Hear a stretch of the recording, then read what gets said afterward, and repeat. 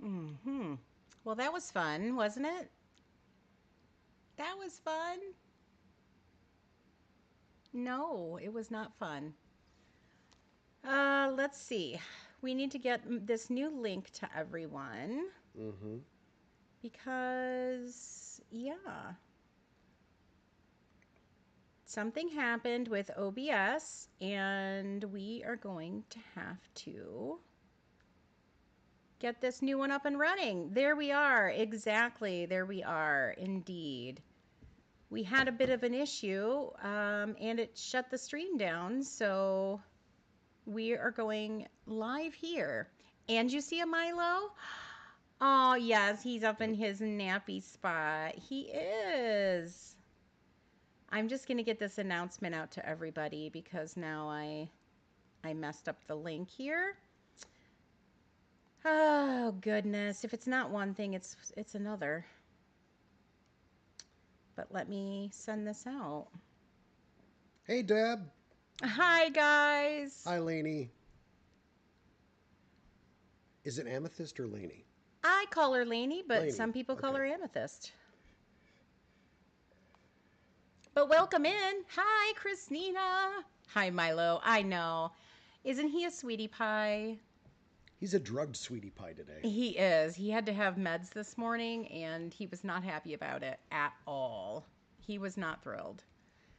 Hello, everybody. Nice to see you. By the way, if you catch us looking, it's because my chat is Here. over here. I know, I need to Let me fix just. it. Yeah, let's just do that. Okay, that's better. That's better. I'm Yep. not feeling like I'm looking. We're going to have to fix it. Hi, guys. Thank you for being patient with us and my craziness. But I'm going to start the poll again because now I'm curious. I'm going to do it again. Ready? So, let's us answer this poll while I do it. Mm-hmm.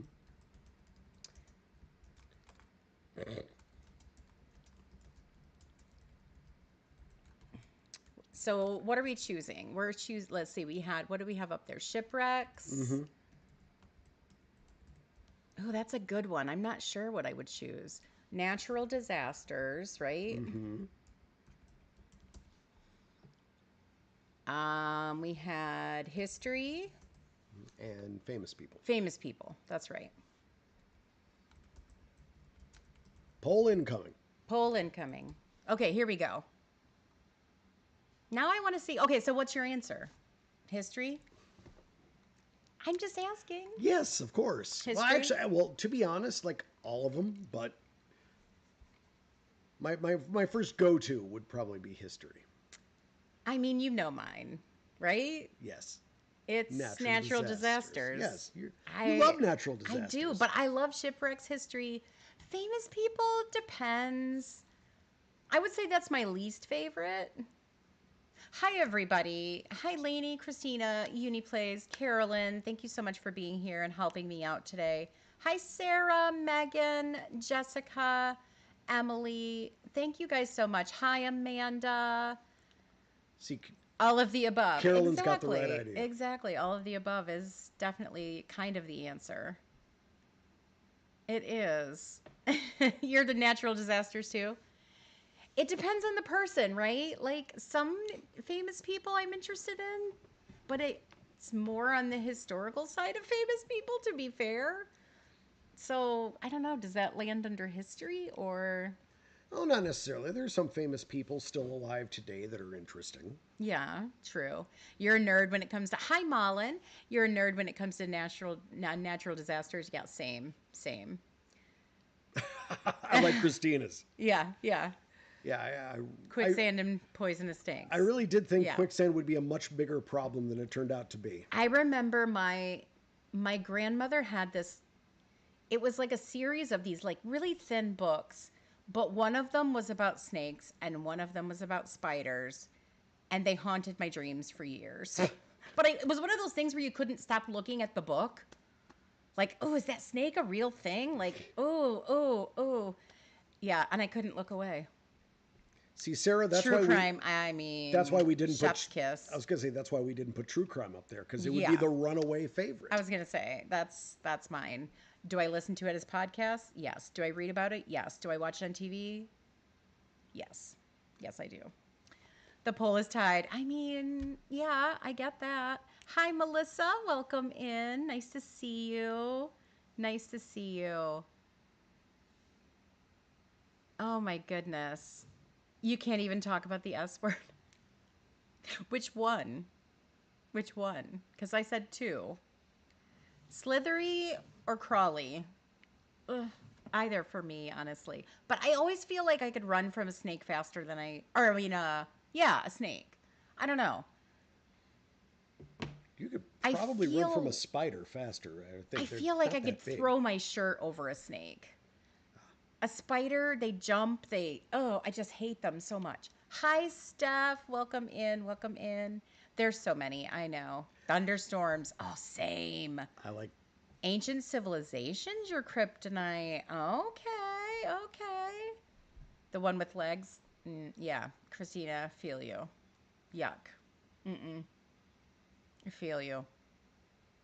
Well, we have some fun today. So I have some questions for Mr. Jam.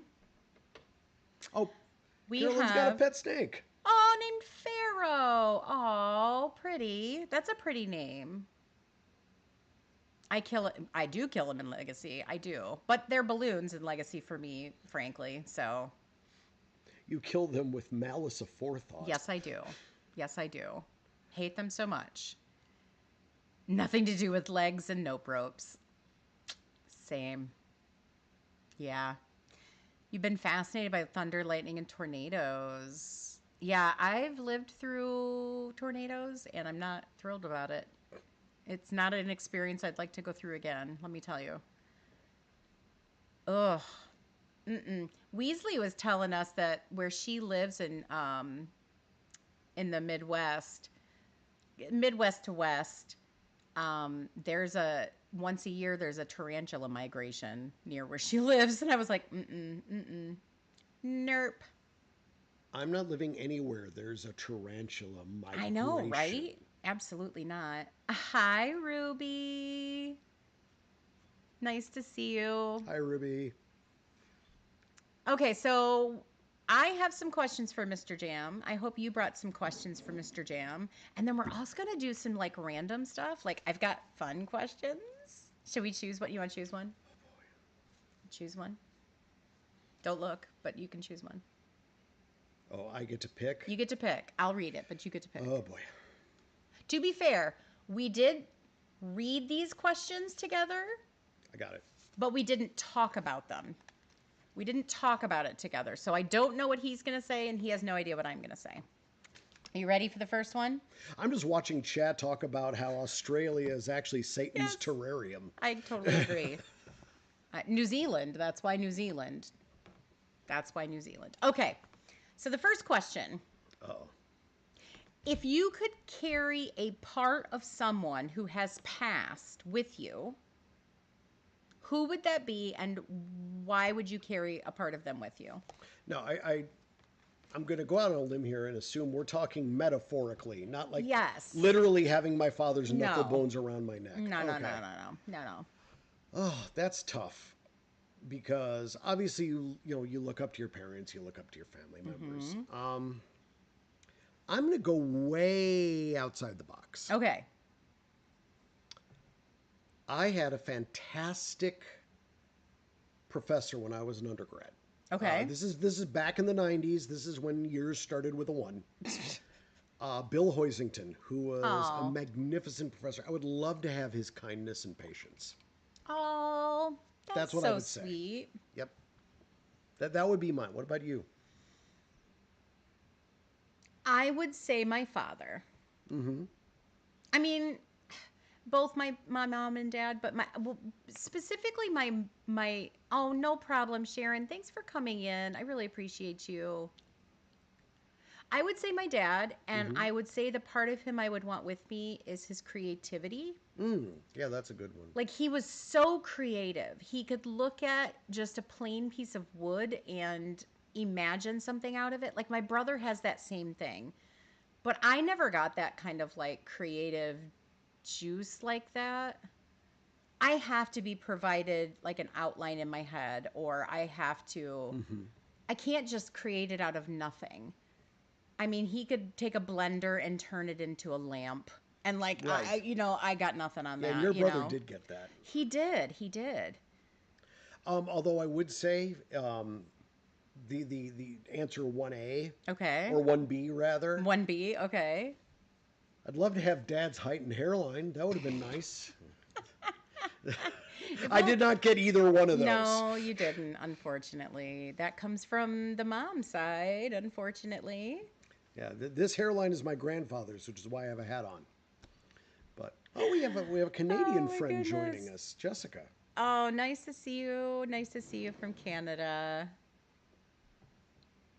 Yes, get lots of rest, Sharon. Oh my goodness. But yeah, that was our first question. So, do you have any history questions for Mr. Jam or education? That's good too. Education or history? Either one. I'll start the ball rolling. The bull rolling. We're gonna roll a bull. The bowl. We're gonna roll a bull. Oh wait, you would watch animal Oh, documentaries. that's a Hi, good Carice. one. Hi, Christine. Welcome in, guys. Welcome in. Yeah. So I'll ask you first. Okay. Okay.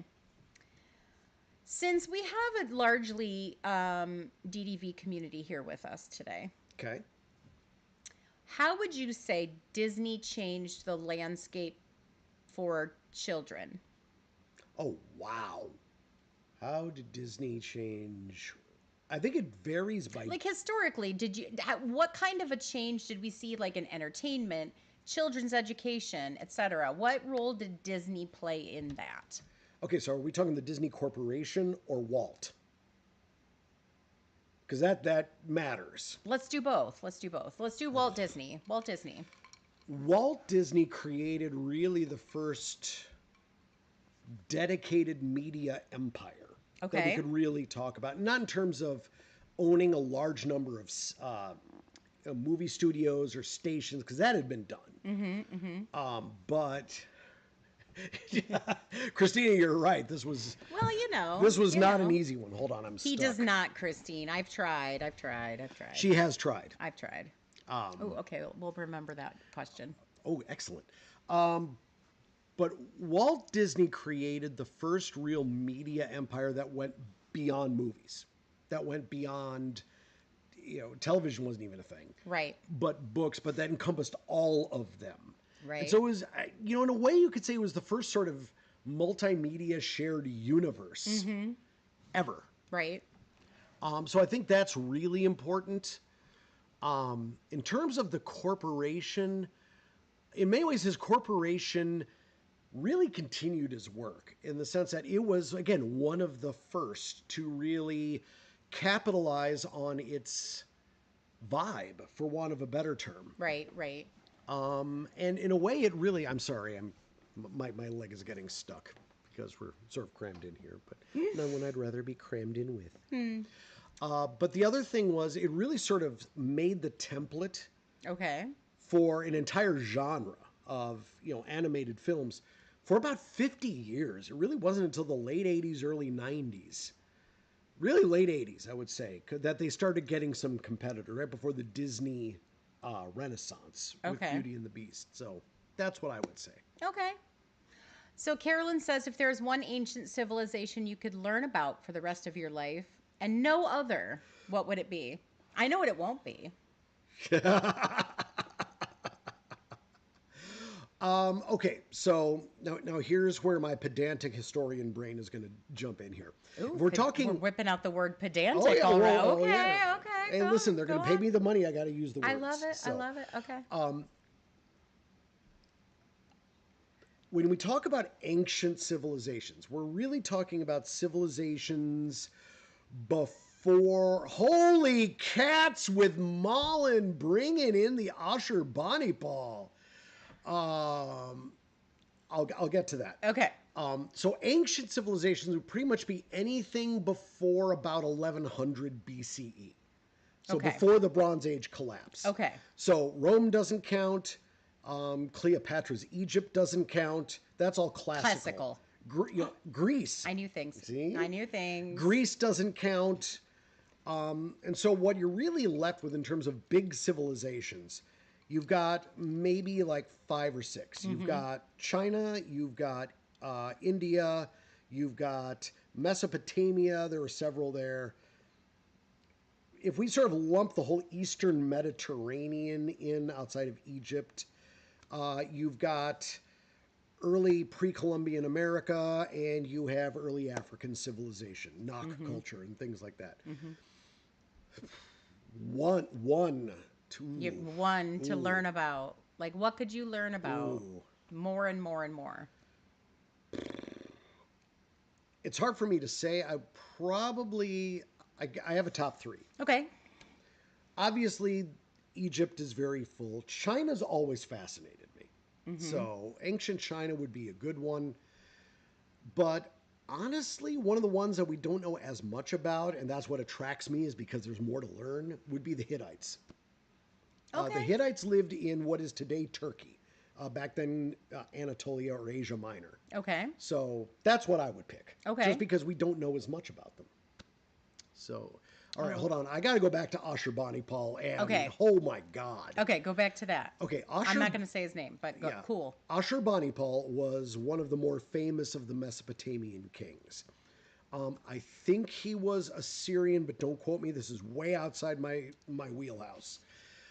There is a very famous sort of a bas-relief, a carving of him hunting lions. Okay. So Malin asks, is it symbolic of him defeating chaos? All ancient kings commissioned these monumental works to essentially show off how great they are, right? This is to pump up both themselves and their kingdom, because those were seen as the same thing. I'm going to choose a PG version of this, but as I say, look at my reign, as the great king. Yes. You and I use a Different word. symbolic male body part, but you get the idea. Yeah. So no king is going to commission a massive work that makes them look bad. That doesn't make them look triumphant. We always have to factor that in. Right. It could be symbolic of him defeating chaos. We honestly, Malin, we don't have it for certain. But it may simply be the equivalent of, a gym bro who always wears a tank top to show off his muscles. It may just quite simply, it may just be, look how big and tough and super manly. Yeah, I'm viral and have fathered many children, kind of thing. Exactly. Look, I can hunt lions that no one else can. So, Mesopotamia, are we talking, we have records of it in cuneiform? Yeah, most of the scripts in between the Tigris and Euphrates River and what is today Iraq and Syria and southern Turkey, most of them used cuneiform during the ancient period. Okay. You would eventually, once you get the Phoenicians in, then you get the Phoenician script, which is the basis for our modern Latin script. Okay. And eventually Greek writing, and then, so by definition, Latin and Cyrillic are all based on the Phoenicians. But most of the area in what is today Iraq and Syria is going to be cuneiform. Okay. Yeah. Awesome. That was a great question, Malin. You get a gold star because almost nobody knows Assyrian kings. No, I love that. That was good. How do you combat racial and gender bias when learning about history? Or teaching history, let's say it that way. Oh, well, both. Or both. This affects both sides of the aisle. Yeah, no, it does. And Christina, that is a fantastic question, because that is one of the main challenges we face every single day as historians. Because one of the big ones, and I'm going to do a shameless plug for the podcast. I do have a podcast, so if you're really bored and like to learn about history, there's that. True. So true. But one of the things I mentioned in the Cleopatra one is that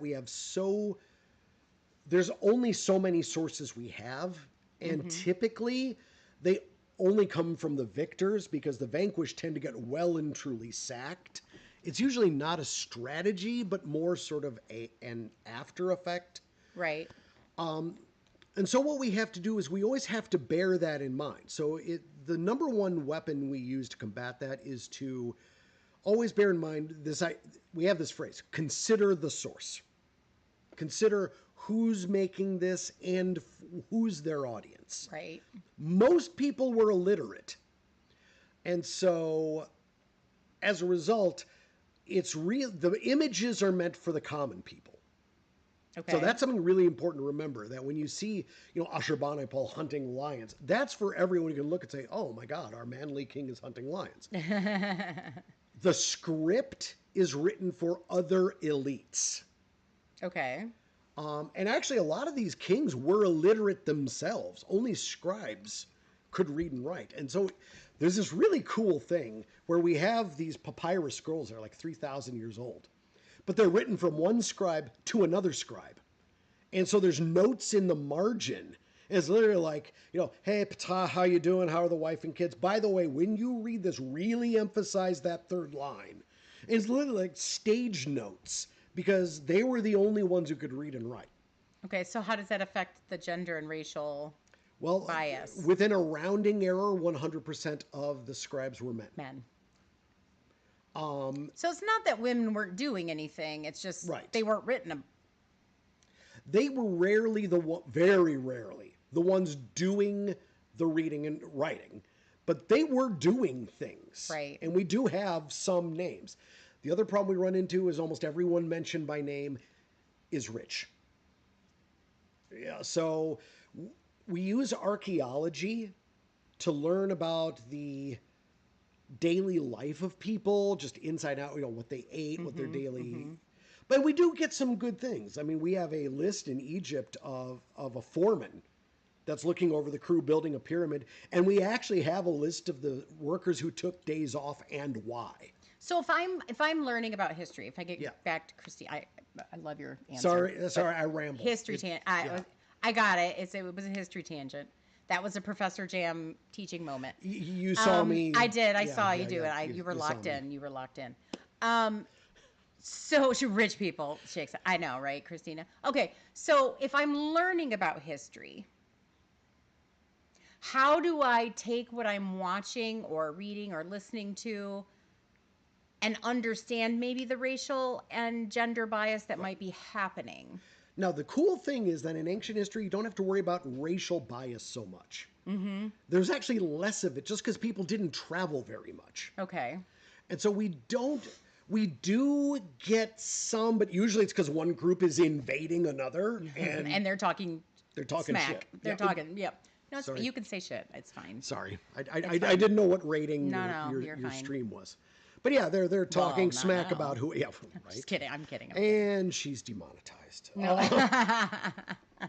But yeah, usually they will, they'll say horrible things about whomever it is, but it's not. There's no real baked in racial bias. Gender bias, oh Lord, there's tons of that, and you just sort of almost have to assume that every ancient record we have comes from a misogynistic culture by our standards. Fair. That's not always the case. The Egyptians were really good about this. But chaos rated. I like that. But in general, that's the short version. Okay. And what about teaching? Like when you're teaching about, like, let's take something really, like, let's talk about controversial topics. When you're teaching something that might be considered a controversial topic, like let's talk about world religions, because you've taught comparative religions before. Yeah. How do you do that carefully? How do you make sure that you're not having any kind of bias? How do you check yourself at the door? We use a lot of qualifying language. That's the short version. No, Sim, that was an accident because I couldn't upload the thumbnail. So it's fine. I'll change it. Trust me. Oh my goodness. I've been I know. Yeah, but the short version is we check ourselves. So I rarely say this. You don't use superlatives. This always happens. This never happens. You'll hear a lot of language like tends to. In general, that's my favorite phrase. I always say there's a giant in general hanging over this because there are always exceptions. Right. When it comes to religious beliefs, we always like to point out things that, okay, This is what these people tended to believe. Right. And this is why they believed it at the time. It's just what makes sense. Right. Now, things do get touchy. I teach a Roman history class, and you may have heard there was this rabbi in the first century CE, Jesus from Nazareth. Might have heard of him. I don't know. It happens during that time period. So It yeah. does happen, and we have to talk about the origin of Christianity. As you can imagine, I'm sure that's not controversial at all. No, I'm sure not. So generally my approach is say, okay, we're going to talk about the institution of the Christian church. I am not going to talk about theology in terms of what is real. Okay. So we'll talk about the impact of these beliefs on the people at the time. But you really do have to separate those things out. So that's how we do it. Okay. I saw a mythology question way up here. But Yeah, who's your favorite person in mythology? Oh, Favorite good figure. heavens. Figure. Yeah. Favorite figure. Oh, God. Hi, Empress. Hi, Topher. That is really hard. Hi, Christian. Nice to see you guys. I will say from Greek mythology, Odysseus, just because he was the only one who lived by his brains, as opposed to just raw brute strength. Oh, interesting. Okay. Now, are you excited about the new movie coming out? The Odyssey? Cautiously. I'm always nervous when it comes to history movies. I know. Well, it's technically not a history movie. Right, but anytime you're dealing with something like that, I'm like, don't mess it up. I know. You know? It looks really good. It does. If you haven't seen the trailer for The Odyssey, watch it because it looks really good. I know. I'm excited for that. I mean, I'm excited that they're doing something different, right? Right. I will also say, my voice cracked there, by the way. Apparently, I'm going through a second adolescence. But See, no, you're not. Please stay, Sam. You're in good hands. yeah. No. Do not show yourself out. No. But You can just ask him in chat, Topher. We're watching. Oh God, yes. Temecula's. Yeah, I know. I think he's going to be good. You don't love the Matt Damon casting? I mean, it's an interesting choice. I think it'll definitely stretch his legs. We'll see what he's made of. I think it's a very big role. I think it's like when you see somebody doing Shakespeare for the first time, it's going to be a big role for him. So, yeah. And I think the other thing is once an actor gets famous to a point, it's hard for them to disappear into roles because you're like, oh, that's Benedict Cumberbatch, and True. that's how you run into. True. The only other mythology thing I'll add, I always found Nordic mythology fascinating because those gods were mortal. Yeah. And that's something really interesting because almost. So, who's your favorite Nordic god? Oh gosh, in heaven. Hi, Dawn. Favorite Nordic god. It's hard not to like Balder because he was just My daughter in chat. Look at her chastising her mother. Telemachus. Excuse me. Leviosa. Not It's Leviosa. Leviosa. I know, right? Yes. This is my daughter, Hermione. Nice to see you. Thor is always fun, although I have to say, Thor in the myths always comes off as a bit of a himbo. He kind of comes off like that in the movies too, to be I fair. think, well, that's true. Yeah, Balder is nice. It's the nice guy. But honestly, and I'm going to show a little bit of a bias here. In Nordic mythology, and I'm going to get the name wrong because he's rarely mentioned. It's okay, your daughter will correct you, so. Odin's smith was a dwarf. Okay. Who is absolutely fascinating. I got to look it up now. This is what I do. If I don't know something, I look it up. That's a good question. Any good resources to recommend for Nordic mythology? Oh my! I would say that depends on. There's a lot of them. How deep you want to get into it. That's a good one, Emily. There is a. What's a himbo? It's a male bimbo. Yeah. Like, think the dumb blonde stereotype. Pretty to look at, not much Not going much on going between on the ears. upstairs. Yeah. Yeah. Kind of like Eric with blonde hair. Dumb, thinks he's hot, and yeah. Yeah. So, beginner entry level. Okay, this is technically a kid's book, but it's worth it. So there's I might have to spell this because the name is complicated. The Dallaires Company, or not company, authors have a great book. It's D'Aulaires. Here, just Okay, let so, me type it. all right, so it's Oops, I'm not even in there. you're not even in there. That's okay. I'm not even in there. You know what? Wait, hold on. Marmalade, if you could pop the name of it in there, it's Dallaires' Book of Nordic Nordic Myths. Just type it in chat for me, please. But yeah, that's a good one. That is a really good one because it gives you the basic necessities without. Bad joke, Sam, but I like it. Yep, Christina got it. Dallaires, yeah. Yep, their book of Nordic myths is really good for just a basic jumping off point. Yes. It is. See now. And Celtic. Yeah, they're talking about Celtics too. Celtic mythology. Which I don't know as much Ancient about, Egyptian but mythology is actually very interesting. it really is. There's so many different mythologies that I don't think we think about. Ancient Chinese mythology is interesting. Yes, It gets a little but- bit. I was gonna say, I think it swims in the history pool because they keep a lot of records.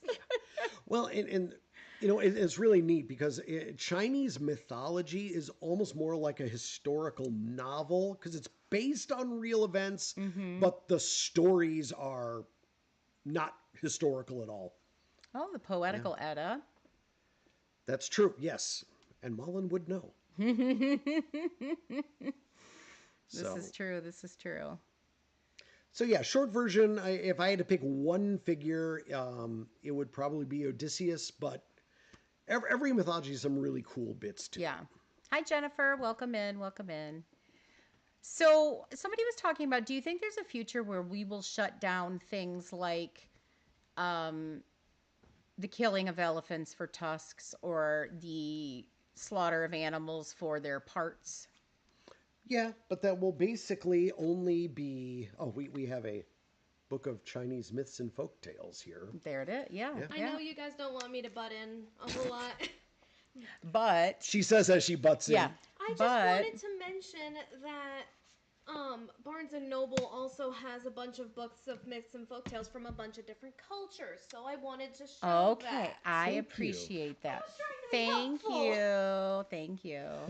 Who's worse, Zeus or wait, but let's finish that first one though. Okay. Do you think there is a future where we shut down the animal For the most part. slaughter for parts? Because it is for parts, let's be fair. Right. For the most part.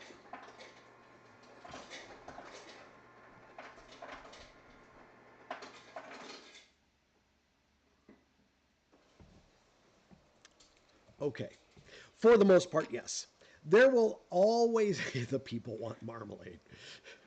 For the most part, I think once it becomes, I hate to use the word, but I can't think of a different one, unfashionable. Okay. Do you see that To use that? happening? Probably already there are a lot of, for example, let's take the ivory example. There's a lot of false ivory out there that most people can't figure out Yeah. or can't tell from the original. Lab grown gems are growing in popularity. So, Yeah. well, Megan, we're one big happy family. Yes, yes. You like your hamburgers. Yeah, I'm not talking about going like the whole world needs to go vegetarian. But yeah, I understand what you're saying. I'm talking more like killing tigers for their penis and stuff like that. Like I'm not, Folk medicine. yeah, folk medicine kind of stuff. It'll get harder. I can't, and again, this is my aversion to superlatives. I don't think it'll ever forever go away, but I think we can at least reduce it down to a more, I don't know, humane Yeah, level. yeah. But yes. Okay, Topher has a question. Yes. How do you find theories that civilizations could have existed on Earth before our recorded history? Civilizations. Okay. Because Two- that's a specific word. All right. All right. Get your popcorn, folks, because this is going to be a little bit. Okay, It's wait. popcorn time. It's popcorn time. I'm going to get my popcorn out. Okay, I'm ready. Yeah. Just because this is going to be a little bit longer. Is it possible? Sure. However, it depends on what we mean by civilization, Okay. because that's hard. If we're talking literate city-based civilizations with monumental architecture, all I can tell you is we have absolutely no evidence of it. That's all Okay. I can say. Now, that may not be what civilization is. This is actually a debate we have on the first day of my World Civ class. What is civilization? If you're talking about, so you have like definition one, literacy. Can they write history? Okay. Cool. But you could go back further. Hi, cynic. Did they have agriculture? Okay. Could they grow their own crops rather than hunter gatherer? Is that civilization? Yeah. Because that human civilization existed for about 10,000 years before recorded history. Right. And then there's what there was an anthropologist by the name of Margaret Mead who had a great definition. And we call it the broken leg standard. Okay. And that we found the oldest skeleton of a human being that showed a broken femur that had healed, that had been set and had the person recovered. That requires a certain amount of cooperation because while you're recovering, you can't be gathering food, you can't be hunting, you are dependent on the goodwill of others. Okay. And so, therefore, this idea that this cooperation, even on like the clan level, might suggest civilization. So, absolutely. I mean, there could have been civilization, depending on how you calculate it. But in terms of the civilizations that leave, again, monuments and records, we have no evidence.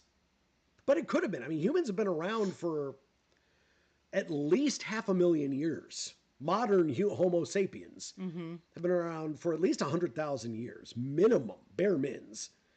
And recorded history only goes back 6,000 years. So we do know that civilization itself was occurring, but not in this like fantastical Atlantis-y kind of Right. sci-fi way. If there had been a very technologically advanced civilization, Okay. I'm talking like industrial level, there would have been evidence. Okay. So we're talking more on the like Bart goes out and he's clubbing a lion for food and his friend Art is Bart and Art. He's making the fire for that food. Like that's cooperation and that's right. And then they're sharing the meat with the other. But we also have evidence of things like burial sites that have decorative objects in them. So clearly this wasn't paying just tribute to. Right. It's just, oh, Thag died. We better stick him in the ground before he starts to smell. There was obviously some thought of an afterlife. Okay. That sort of thing. Let's see. Oh, like the Aztecs were considered a civilization. Yeah. I mean, the Aztecs, the Maya, the Olmecs, Nok culture in what is today Nigeria is clearly a civilization. Okay. Okay. Actually, pre-Roman Celtic Europe, even though they didn't have a written language, there's a civilization there. Okay. So absolutely, I find it very likely there was civilization, but for whatever reason, we have not found the historical or archaeological evidence of it. Okay. Yeah. Interesting. What's your favorite, or what's your least favorite ancient civilization?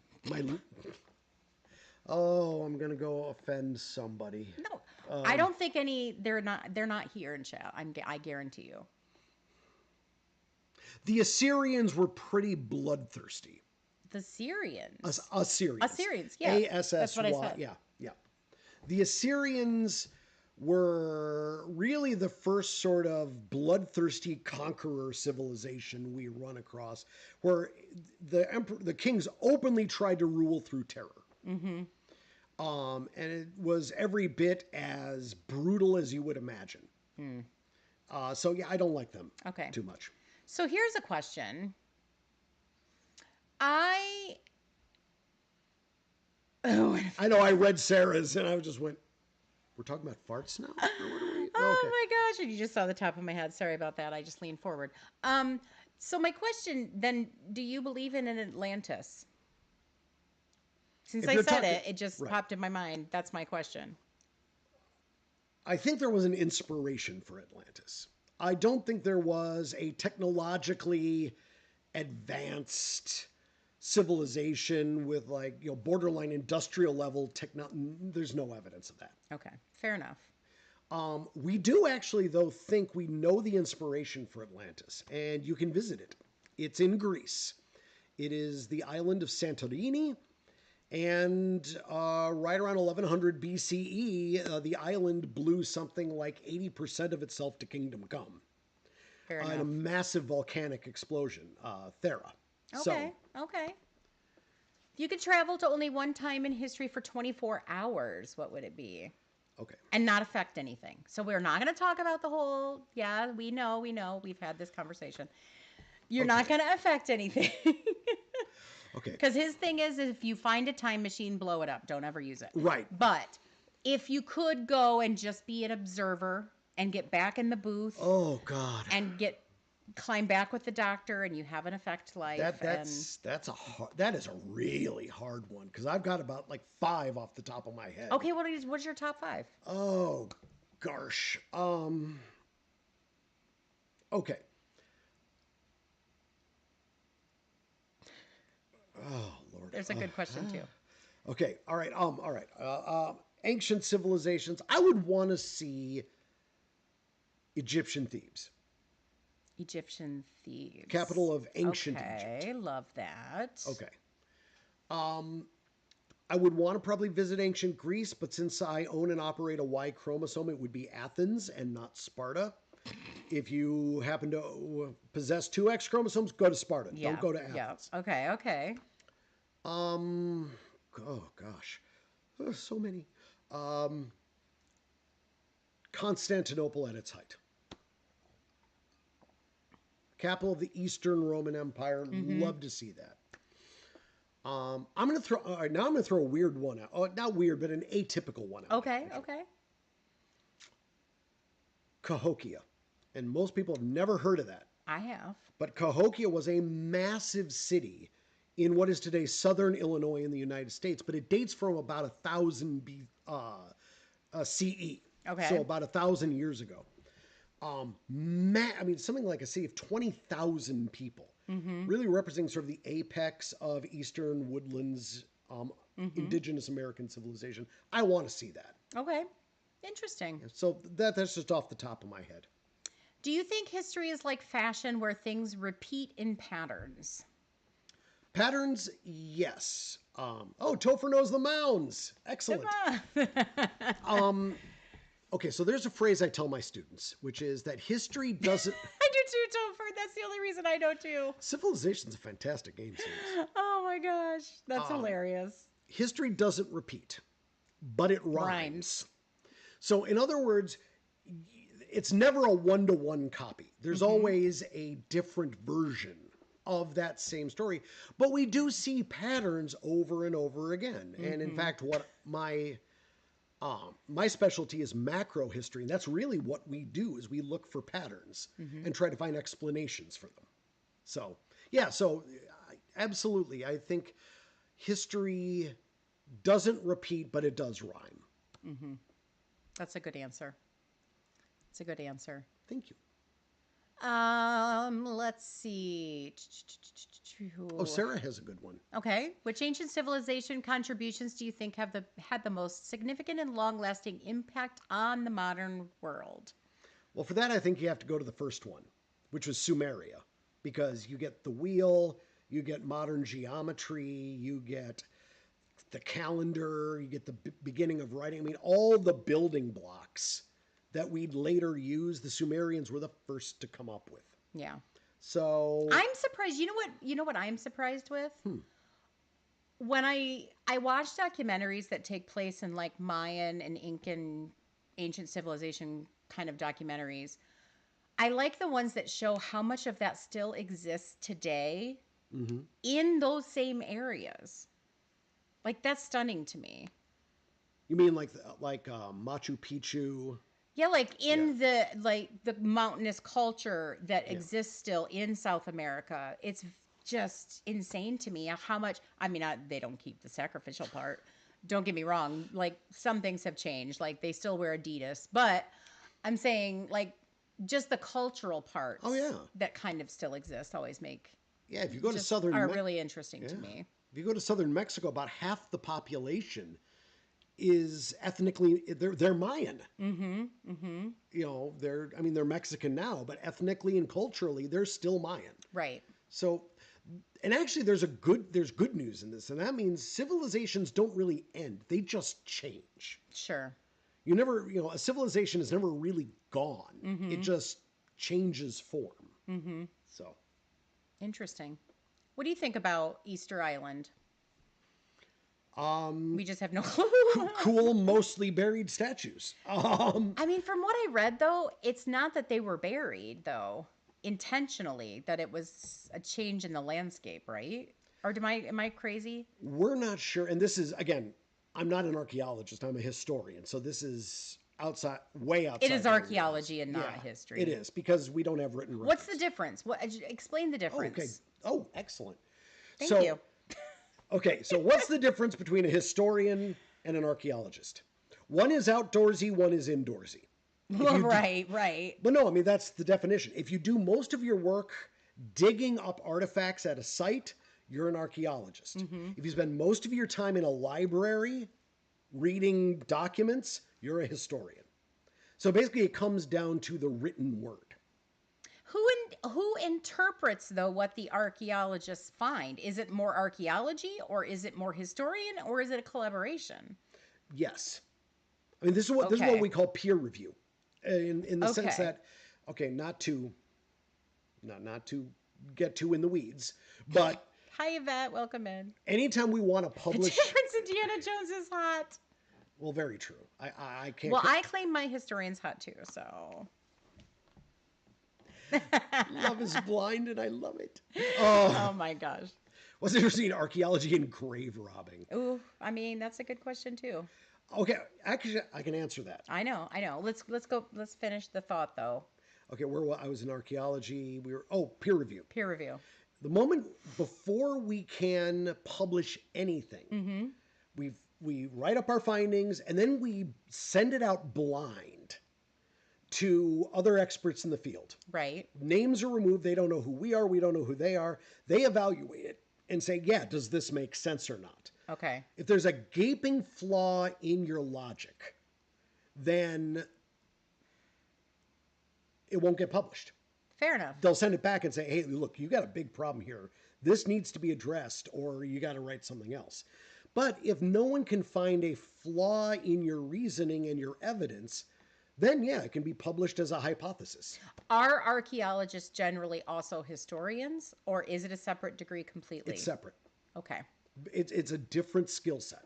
What's the difference between archaeology and grave robbing? Archaeology and grave robbing. You're an archaeologist if the point is to dig up the artifacts, catalog them, record them, and then turn them immediately back over to the descendants of the people who made it. You're a grave robber if you dig it up and sell it on eBay. That's a good answer. If you could go back and save the Library of Alexandria, would you? He's a hashtag not over it. Too soon. Too soon. Too soon. Absolutely. Okay, so now Oh, I'm going to go God. on a rant. Go on a rant. It's going to be a short rant, That's what but this I'm is going for. on. I'm No, going on a rant. That's what this is for. I cannot good adequately question, Amanda. express the scope of what we lost with the destruction of Alexandria. So I'm going to make an analogy, and you lit people are going to be very, very happy. Imagine there was this guy named William Shakespeare. Okay. And we know he wrote some wonderful things. But the only works of his that survive are Twelfth Night and A Winter's Tale. We do know he wrote other things that were much more highly regarded. Romeo and Juliet, Othello, Macbeth, but we have no idea what they were because they've all been destroyed. Mm-hmm. Welcome in, Sprite. That is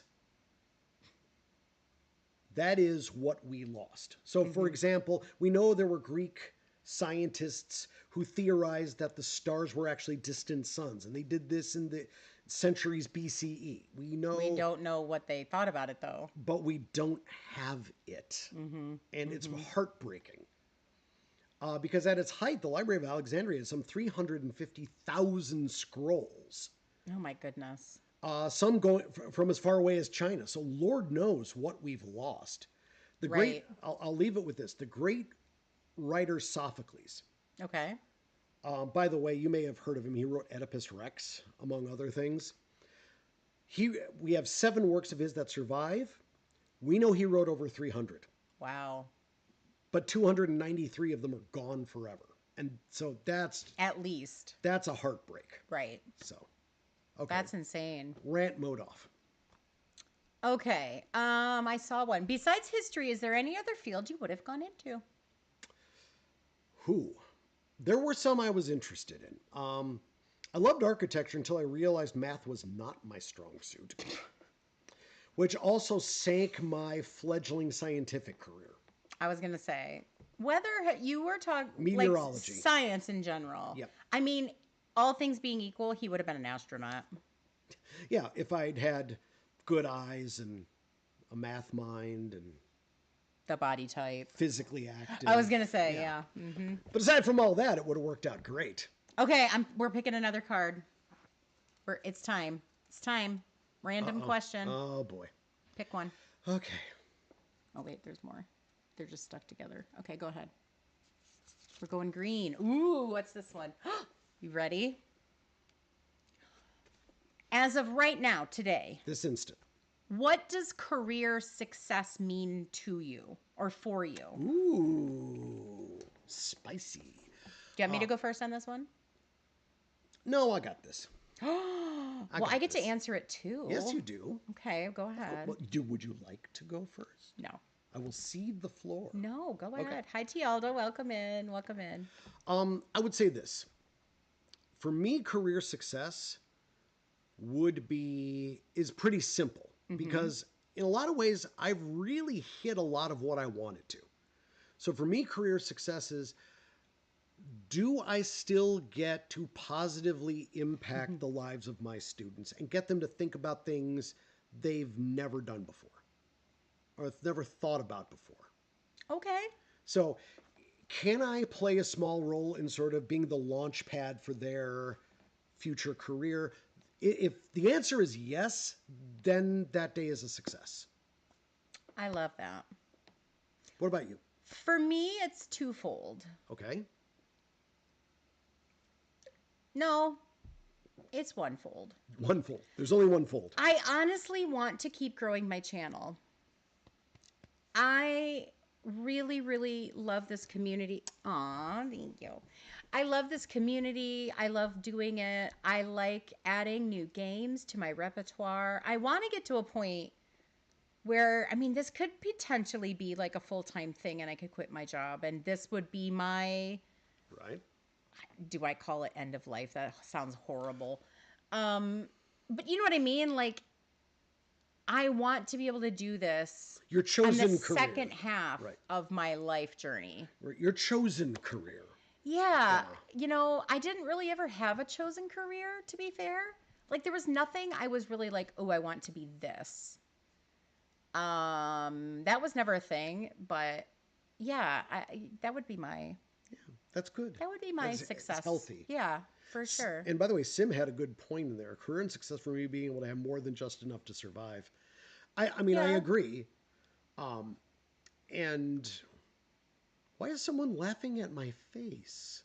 No, you kissed me. Oh, okay. I was like, that's not nice. I mean, I know I have a face for radio, but come You're curious about the changes. Ooh, we can talk about that. Yes, we can talk about that. Which changes are we talking For about? my channel, because I announced that I'm making some yes. changes. Yes.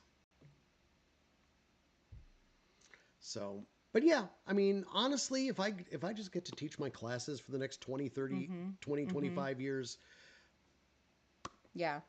I'm happy as a clam. I love that. But I mean, I think, that's a good point. You said, I thought I knew your dream job and you gave it up.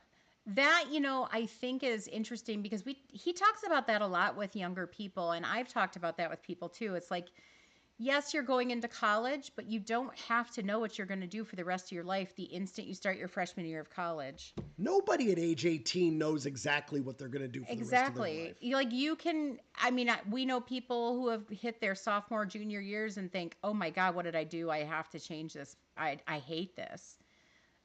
He had somebody come to him and say, well, I'm in the accounting track, but I really like your classes. And he said, well, do you like accounting? And the person was like, not really.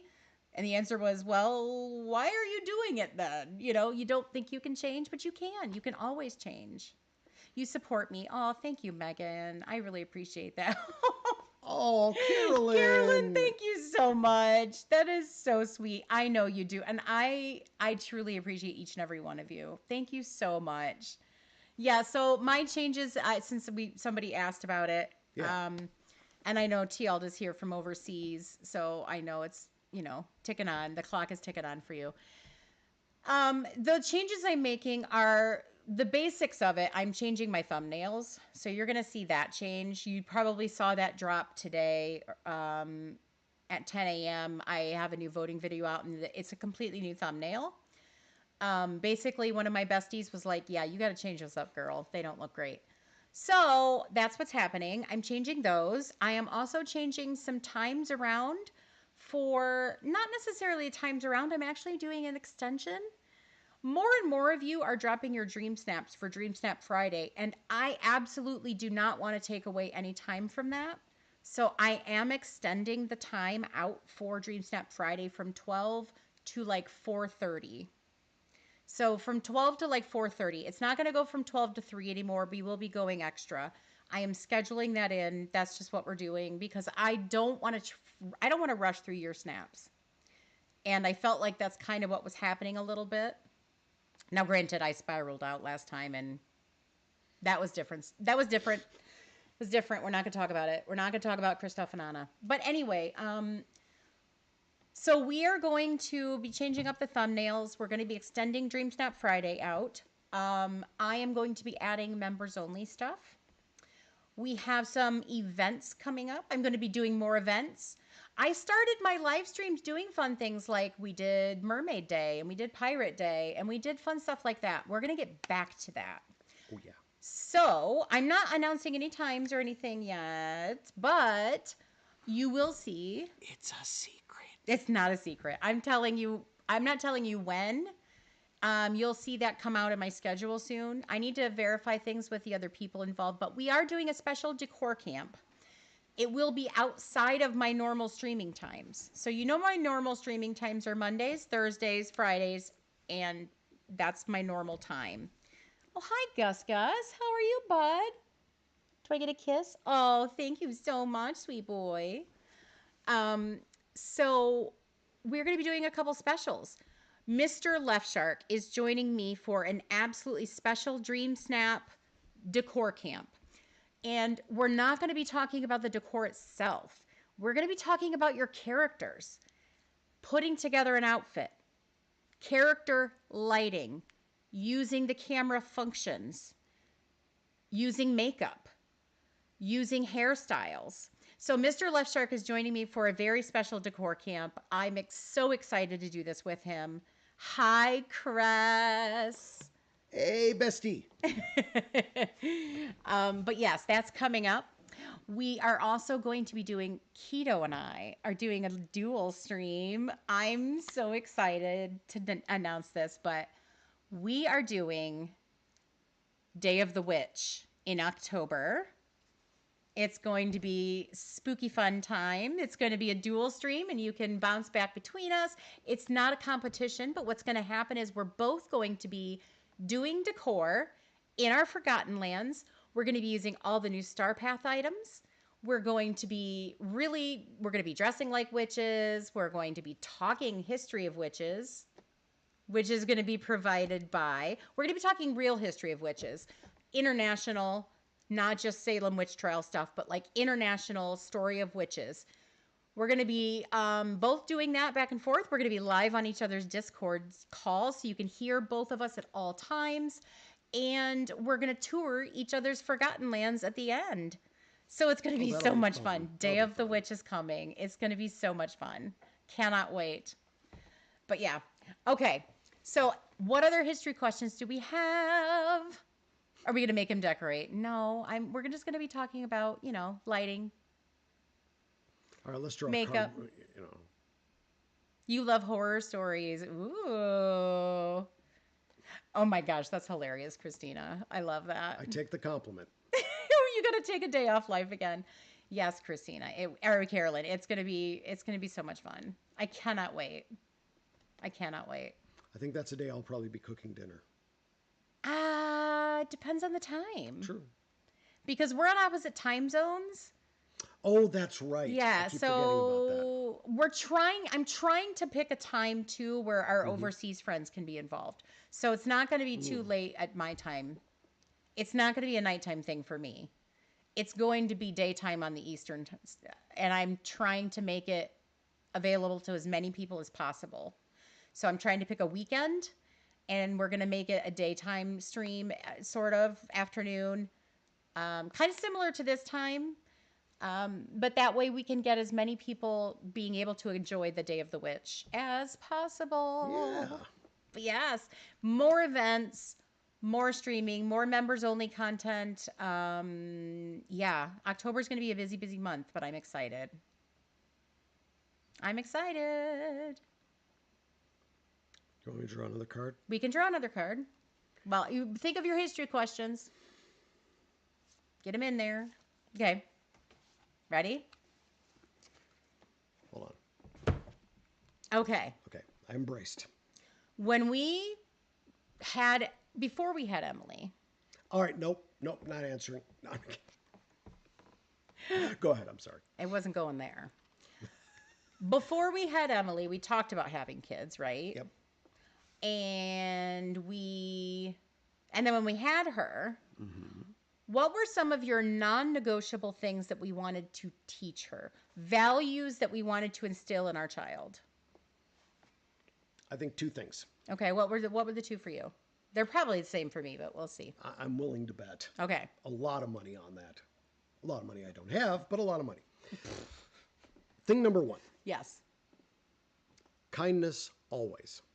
Okay, that was mine too. Yeah. Kindness for sure. That 100% if you don't kindness. have that, there's no point. Yes. So that's thing number one. Yes. The number one, we wanted her, at least I did. You asked about mine too, to be just a good person. Yes. And by the way, in that, I did not need to worry. She by herself blew that out of the water. So, But yeah, kindness was definitely number one on both of our lists. and then I think number two was just always honesty. I have the exact Correctness. same too. Yeah. It's almost It's like we're married. for 20 plus years. It's like we're compatible. Right? Right? What? But No, kindness and honesty. Yeah. Yeah, for sure. And to go along with that, it would be communication. You got to talk to people, even if it's an uncomfortable conversation, which I think that goes in with honesty. Yeah. Yeah. But so The dream team. I love it. I have always said that Marmalade makes me look like a better dad than I would have been otherwise. Yeah. Yeah. So she was parenting on easy. Believe me, she was easy mode. I always say that when people ask me, like, what would your advice for, me raising my kid, or, like, I'm having a baby, what would your advice be? I'm like, I don't know, because honestly, Emily was such a easy kid. We didn't have health issues. I know there are parents out there that deal with health issues. I know there are parents out there that deal with kids with, some cognitive issues. I know that there are parents out there who just don't find, like, kids sometimes just have, I don't know, what do you call it? Behavioral issues. Thank you. Behavioral issues. But I never had that. She was so easy that it was just kind of, he said, she just made us look better parents than we probably were. But They were also amazing parents, I'll point out, since you guys are talking about me. I did. Of course, we talk about you. Of course. I also wanted to say, why don't you tell them about our rule when it came to me lying about something I did? Well, that comes down to the honesty thing, right? Yeah. Like, if she lied, if we Yeah. found out she lied, she got punished twice as much. By the way, pro tip out there for those of you who may want to have children of your own someday, or you're looking how do you deal with that? Ask the offending child, what do you think should happen? Oh, they'll give you worse punishments than you will. Absolutely. I mean, I guarantee you what they come up with will be at least 3 times Yep. harsher than is Every warranted. time we would say to her, like, oh, you were on the internet past what you should have been, and it's a school night, so what do you think your punishment should be? And she'd be like, I should lose the internet for a month. And I'd be like, okay. No, but then we got to dial it back. Well, that may be a little harsh. Yeah, like maybe a week. Yeah. Because then we thought, oh, if she didn't have the internet, though, would we have to entertain her? Hey! Rude! I'm just saying, I would not have been a good playmate with Polly Pockets. I'm sorry, I would not have been. She is sweet, Emily. Thank you so much. We love Today is your youngest birthday? Oh, but Happy he'd be birthday! 16. Oh, I'm so sorry, Megan. But happy heavenly birthday to him. Oh. You believe from what you can see that it has much to do so much with the love we give her. I mean, I agree with that. I can testify they have been amazing parents. You I need got all the the best positivity, child- Megan. You've got it. I got the best You've child definitely that I could got ever ask it. for. Thank you, baby. All right. I love you. Now that you're done talking about me, I'll head back up. For now. But Hey, are we done talking about you? What else did you want to talk about? Oh my gosh. Okay, so what history questions we got? Education questions we got? Other Hi, questions. Carissa. Nice to see you. How are you doing?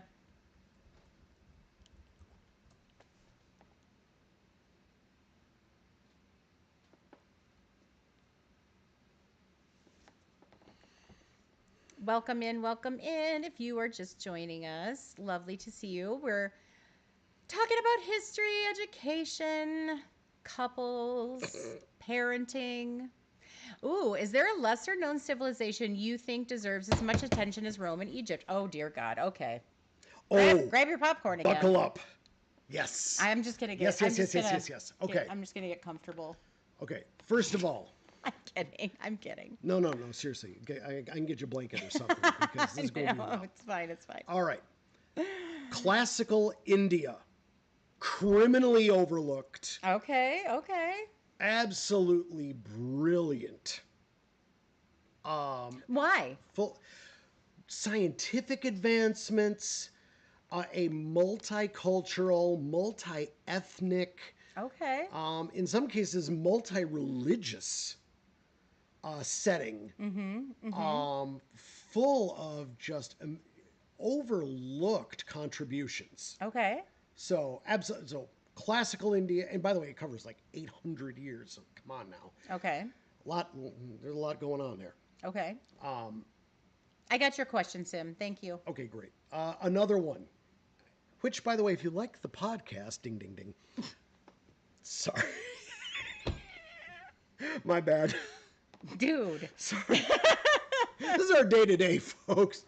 But if you like the podcast, the next multi-part episode I have planned is going to cover this. Islamic Spain. Oh, yes. Okay, Islamic Spain. Why? Middle Ages, What did Islamic Spain? I mean, you don't have to go into it because it's going to be on your podcast. But Right. like, like you said in India, scientific advancements, etc. Like, what about Islamic Spain? Because you have a vibrant civilization in the Middle Ages. So we're talking the 7, 8, 900s, in which you have Jews, Christians, and Muslims living in peace side by side. With Okay. complete tolerance. Well, not complete, but for the time, it was unthinkable. And enormous cultural and intellectual achievements. It's just absolutely brilliant. Okay. So those would probably be the top two. Okay. There are some civilizations that get a very bad reputation that I think everyone should take a second look at. And now, of course, I'm going to the Mongols. Because they were much more than Conan and his buddies coming over the hill waving their axes. Yeah. So, When is your podcast coming out about Islamic Spain? the Islamic Spain one might. Okay, so please. Friday. Please. No. Friday, next Friday. This coming Friday, right? I guess this Friday. I mean, I Yes. was going to give myself an extra week because it's the beginning of the semester. Okay, sometime between this Friday and next Friday. So either this Friday or next Friday. Yes. Got it. Okay, You fair gotta, enough. you fair gotta enough. cut me that kind of slack. I will maybe cut you. I will remind you. I do have classes, Okay. you know. Roanoke. What happened to the colonists of Roanoke? What's the leading answer for that? I'm going to disappoint everybody here because it's pretty straightforward. The colony was failing. They got an offer of help from the Wampanoag over on Croatoan Island, and they went there so they would not starve. So they didn't all just disappear to an alien race. I'd love to be able to say aliens, but Oh, Topher. I can't. Topher's just in it, man. Topher's Did we just in miss it. Wait, yeah, anybody? we missed one. Okay. Top 3 history documentaries of all time. Oi, And then we'll do Topher's question because dang. oi, oi, oi. I saw the word Mongol and I thought, oh God, here we go. Mongols, yeah. Okay, top 3 documentaries. All right, most of these are multi-part. So, National Geographic actually had a pretty good one. Yeah, Sim, be I'm right there aliens. with you. Yeah, I'd love it to be aliens. Yeah. National Geographic had a great one on Genghis Khan, speaking of Mongols, that you and I just watched. That was a great series. It's a 6-part series, absolutely worth it. I'm going to have to find the title and send it to you because I can't remember I'll look it up. Okay, thanks. There was a very good series on, it's about 20 years old now, I want to say. Again, about a 5 or 6 part called Rome, Power, and Glory, which was narrated by Peter Coyote, spelled like coyote, which is absolutely incredibly well done. And then I would say Simon Schama's History of Britain. Oh, that's a great one. Simon Schama's History of Britain. Britain is my thing. I love that series so much. So I would say, just thinking about those would be my top 3 for documentaries. Okay, so let's see. Topher said, do you think the Renaissance would have happened if the Mongol Empire hadn't created trade across Eurasia? That is a great question. That is a good question, but actually, I think the European Renaissance. Okay, I gotta say this. Oh, okay. Oh, yeah. Oop. There's no L in that word. We're typing the title of the Mongol one. Yeah, I'm going to put the one that you can find for the Mongol one. Again, done by National Geographic. You can go ahead and talk. Okay. The European Renaissance was, in many ways, kick-started by a non-European, but it wasn't Genghis Khan or the Mongols. It was actually an African. And Christina got it. It was actually an African. It was the king of Mali, Mansa Musa, or Musa the First, who might have been the single richest human being to ever live, and I'm throwing in the Musks and Bezoses of the world in that statement. Phenomenally wealthy king. West Africa is gold country. But on his pilgrimage to Mecca in the 1330s, he was so generous and spent so lavishly that he essentially enriched Egypt to no end.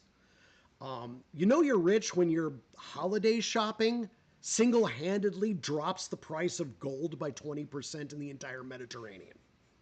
And that's how bad it was. And to give you an idea how Because rich he flooded the market with he flooded the coin. market with gold, right. realized his mistake on his way back, and this is how rich he was, then tried to buy the gold back Yeah. to compensate. I mean, that's serious money. Right.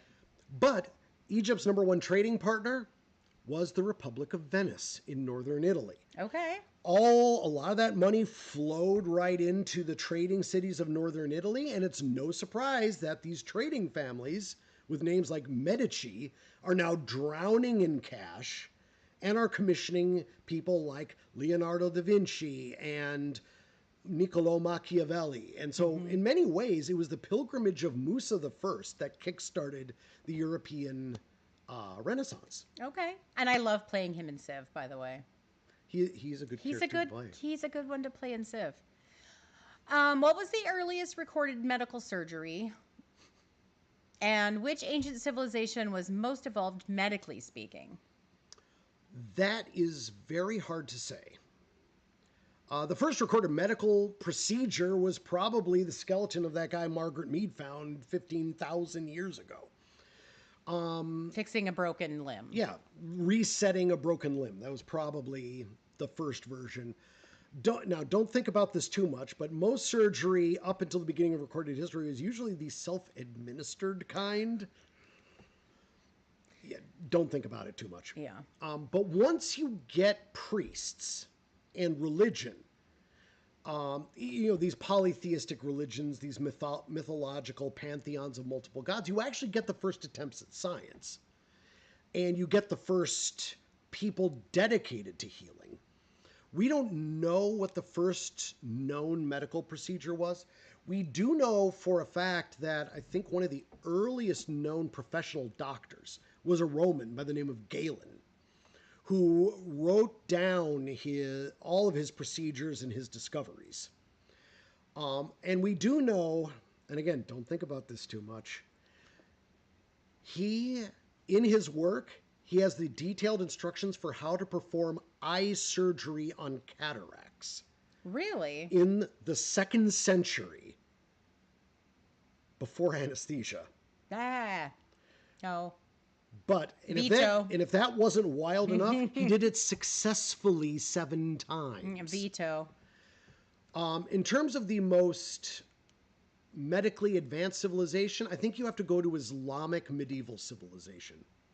Probably under the Abbasids, which would be centered around Baghdad in the 8th to 12th centuries. They basically invented the hospital. Okay. It was called a Bimaristan, and it had separate wings for men and women because, and I hope I'm not spilling any beans, men and women have different bits, which means they also which means they also had the first female doctors, professional accredited doctors. Oh, wow. Because only women were treating women and only men were treating men. Okay. Which makes sense. Yeah. They were the ones who had the first link between regular hygiene and bathing and health outcomes. Now, they didn't discover germs, but they did see there was a correlation. Fair.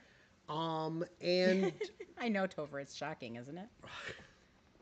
and so, yeah, I would say probably if you ever got shot back in time, you know what? I'd hang out with the Muslims because you have a much greater chance of surviving. That's interesting. I would have thought Chinese in my head. They were close. They were Okay. very, very close. Okay. Ancient China or not ancient China, excuse me, medieval China or the medieval Islamic Caliphate were probably the 2 best places to be. Okay. You would not want Europe. No go. I say no go. No go.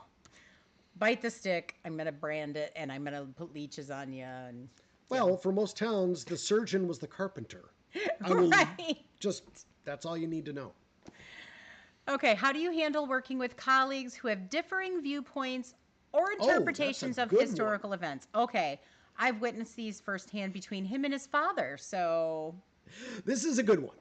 And it really does speak to the fact that even among, people who study for a living, there's not unanimity. We don't always agree on everything because we don't have all the data. We don't have all the facts.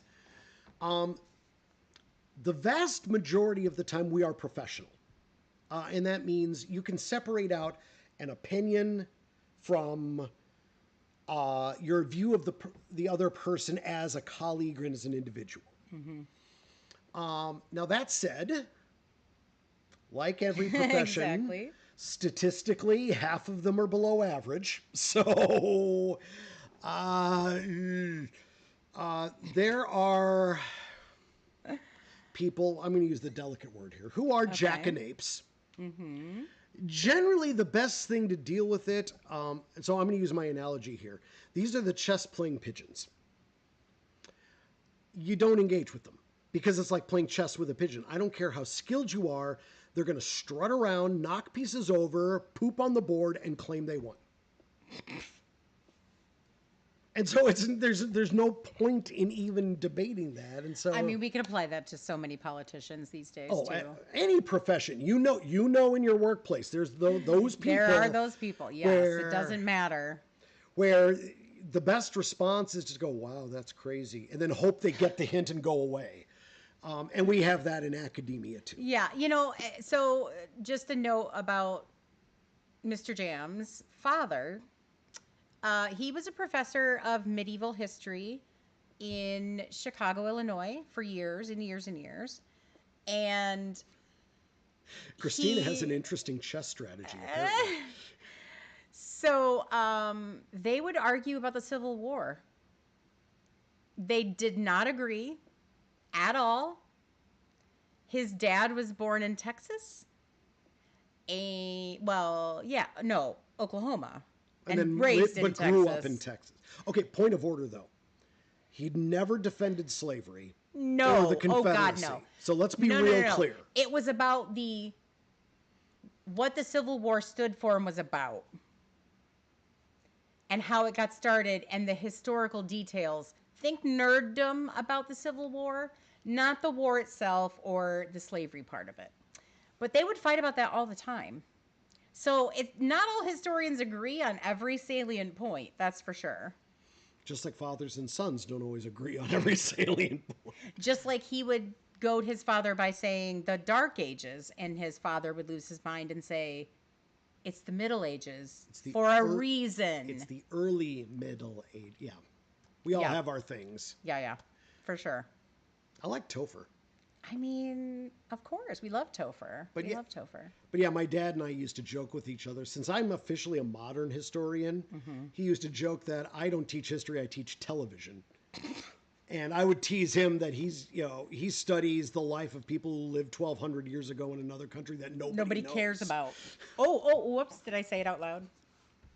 But it was all good natured and good fun. Yes, absolutely. Oh my goodness. Do you have a notable mentor or specific historical event that impacted your journey into history? Well, what a lovely question. Wow, those are 3 great questions. Oh, wow. Okay. Oh, you guys are coming in hot. I love it. Everyone here gets a gold star for the day. Okay. Well, we'll start at the top one. Your historical event or mentor? I have 2 mentors that really shaped me professionally as a historian. I mentioned Bill Hoisington at the University of Illinois at Chicago in the 90s. Magnificent human being. And in many ways, he was my classroom model. Okay. He was who I modeled my teaching strategies and my objectives after. In terms of being a professional researcher, Dr. Rebecca Mancuso from Bowling Green State University. No question. She worked with me very closely throughout my entire doctoral program. She's just crackerjack Canadian scholar and just an incredible human being. And a pretty skilled curler, by the way. Oh, nice. I didn't know she was... curls. Oh, that's right. She did the curling team at BGSU. Yeah, so those are the 2. Okay. Those are mine. And any historical event that impacted you throughout your life that you do you remember getting in? Okay. Yes. And this is actually before I started college. because going to guess it has to do with Gorbachev in Russia, but well, yeah, because okay. See, the summer between high school and college, so the summer I graduated, the Soviet Union broke apart. And this thing we had lived in, Carolyn likes curling. She's a good person. By the way, curling is our go-to at the Winter Olympics, just so you know. But this thing we'd all lived under, this threat of nuclear annihilation that had formed my entire life up until that point, ended. Yeah. And we were in this whole new world where really we had no idea, what do we do now? Right. And I wanted to understand what to do now. And so that really is, I think, what got me on that path. Interesting. Good question. What's your view on the Amazon's full women tribes? Fact or myth? Myth in the fact that there were no men, because unless the tribe was only one generation, there had to be some men at some point. Okay. Most of us truly believe that the legend of the Amazons was inspired by the Scythians, which were a group, a semi-nomadic group of people from what is today southern Russia and southern Ukraine. Scythians. Okay. And for whom women enjoyed very close to equality, to the point where many of them were warriors. Now, by the way, most nomadic tribes are pretty egalitarian when it comes to the genders. Because if you don't have cities, you can't afford to have a leisure class. Everybody's got to pull their weight. Mm-hmm. And if all the men are off fighting, the women are left behind at the camp. If the camp gets raided, they need to know how to fight to defend the camp. So the Scythians were female based? You're saying that's where we get the Amazonian legend? Right. I think the Greeks were stunned off their gourds to see women on horseback who knew how to fight. Okay. So it probably wasn't anywhere near all women, but it might have been 50-50, and that was enough to just blow people's minds. Blow their brain domes. And Topher, very good. Yes, Tamiris was queen of the Scythians, and that's where the legend starts. Civ. Yeah. Again, Civ. So. Hi, Ruby. Welcome in. In most history, there's or legends, there's a kernel of truth somewhere. It's just a matter of how deeply wrapped in exaggeration it is. Yeah. So. Okay. Yeah. Feelings on Rasputin. Okay. Many. Grigory Rasputin. All right. So Rasputin, he's one of those figures where there's a lot of misconceptions about him, but a lot of the myths are based in reality. Rasputin was one of these wandering mystics. And by the way, in Russian society, these figures Russia's so vast, they usually pop up. There's, of course, also no other way to put it. He was a horn dog and and he might have actually been very good at low-level basic either meditation or hypnosis. Okay. Because the reason he got in so close with the royal family is that the Tsarevich, Alexei, or Alexis, the heir to the throne, had hemophilia. This congenital condition where his blood couldn't clot. And therefore, any childhood bump or bruise was potentially life-threatening and immensely painful. But Rasputin had a way of calming him when no one else could and getting the blood to relax, stop. And so we think it was probably some form of mild hypnosis that allowed Alexei to enter a calming state and allowed his weakened system to actually start to repair the damage. That's our guess. Okay. We do know for a fact that he managed to cuckold his way through most of the Russian court. He was, by all standards, crude in his particular Oh, we have a left shark. Mr. Left Shark, welcome in. We just were talking about our decor camp coming up. But yeah, so he was, but the problem is because he was so crucial to the royal family, because he alone could literally save their son. People around the court were wondering, I mean, remember, we're talking the very early 1900s here. They would go to the Tsar of Russia and the Tsarina and say, why are you letting this smelly, creepy guy hang out with your family?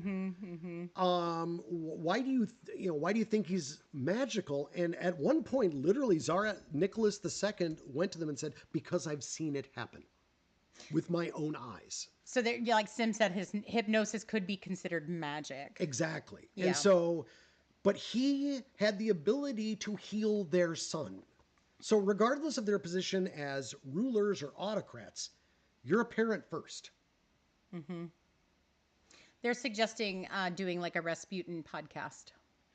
You know, I could do that. I was trying to stay very much pre-modern, but see, the only problem with doing a Rasputin podcast is I'm not sure I could stick with Rasputin and not talk about the Russian royal family, which is going to lead me to the Russian Revolution, which is going to lead me to the Soviet takeover. So I will. That's like a series. I will do something involving Rasputin. I do promise you. Where is your favorite place in the world that you have visited, and what's a new place you'd like to visit? Oy. All right, this is very hard. As a historian. Okay. It says as a historian. Weasley, welcome in. Okay, so it's Weasley, our old friend Weasley. All right. All right. I have your question, Weasley. I see it. Hi, Okay. Bertree. Welcome in. It's close between two as a historian. Now, in terms of my heart, London, because that's where I took my honeymoon with this one. Probably the city of Rome. Rome is mind-blowing. astounding. It is the eternal city. A very close number 2, Turkey. Istanbul. Sorry, I didn't say it right. Say it. Istanbul was Constantinople. Now it's Istanbul was Constantinople. Yeah. Okay, I wasn't going there. I was actually saying I said Turkey, but what is it really pronounced? Oh, I don't speak Turkish. No, Turkey. Turkey. Yeah, okay. Thank you. So, Welcome okay. in, Xander. Welcome in, everybody. We got some new faces. So, okay, let's... We gotta scroll up. I think we missed something. So... where would you want to go that you haven't been historically? Okay. I know. Pick one. Pick one. Just one? Just one. That's not fair. I said it. This is my channel. Yeah, That's pick one. Not nice. Fine. One? One.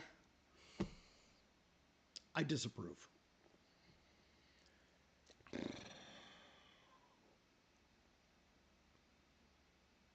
France. Okay. But China and Japan were very close behind that. Okay, fair enough. What do historians disagree on most? How long you yesterday? got? How long you got? We disagree on a lot, but the big things we disagree on. Okay. Love to see a podcast on the Russian royal family. I will remember that. I may do that after Islamic Spain. Okay, I will say this. There's a couple big mysteries out there that have tons of theories, but we haven't been able to figure out what happened. Mm-hmm. Number one, there was an event called the Bronze Age Collapse around 1100 BCE, in which almost all the civilizations in the Eastern Mediterranean, the states just collapsed completely. The few that survive, you have the Babylonians and you have the Egyptians, they survive, but they're insanely weakened. And to this day, we really don't know what happened. Fair. So if you can solve that, you can collect your Nobel Prize in history. What are your thoughts on Tolkien? Heck of a writer. If you know your World War I history, Exactly. there's so much. I mean, have we watched Lord of the Rings, and has it been paused so he can explain how Tolkien used World War I to influence what he just wrote? Yes, we have. Yes. But there's a reason for this. Tolkien was there. Well, I know, that's what I'm right. saying. He survived the worst day the British Army ever had. Yes. Absolute hell in the trenches, which is, if you've seen the movies, there's a reason Mordor looks like trench warfare in the First World War. Exactly. Christina already knows you. Look at that. No way, Mr. Jam on a tangent. By the way, Christina is my sarcastic sister. I don't know if you knew that. So Wait. You have a sister that's more sarcastic than you? I didn't say she was more Oh, sarcastic. okay. All right. But Okay. What would happen if the dinosaurs were not dead when we were bigger burgers? I mean, that's the answer to that. by the way, first of all, Because we have guns, so bigger burgers. by the way, Christina, I would like to point something out. You're here for the rants and the tangents. So let's just Exactly. let's not pretend. Exactly. All right. Exactly. What if the dinosaur? Well, we wouldn't be here. Yeah. If the dinosaurs had not gone extinct, mammals would have remained hamster-sized. Interesting.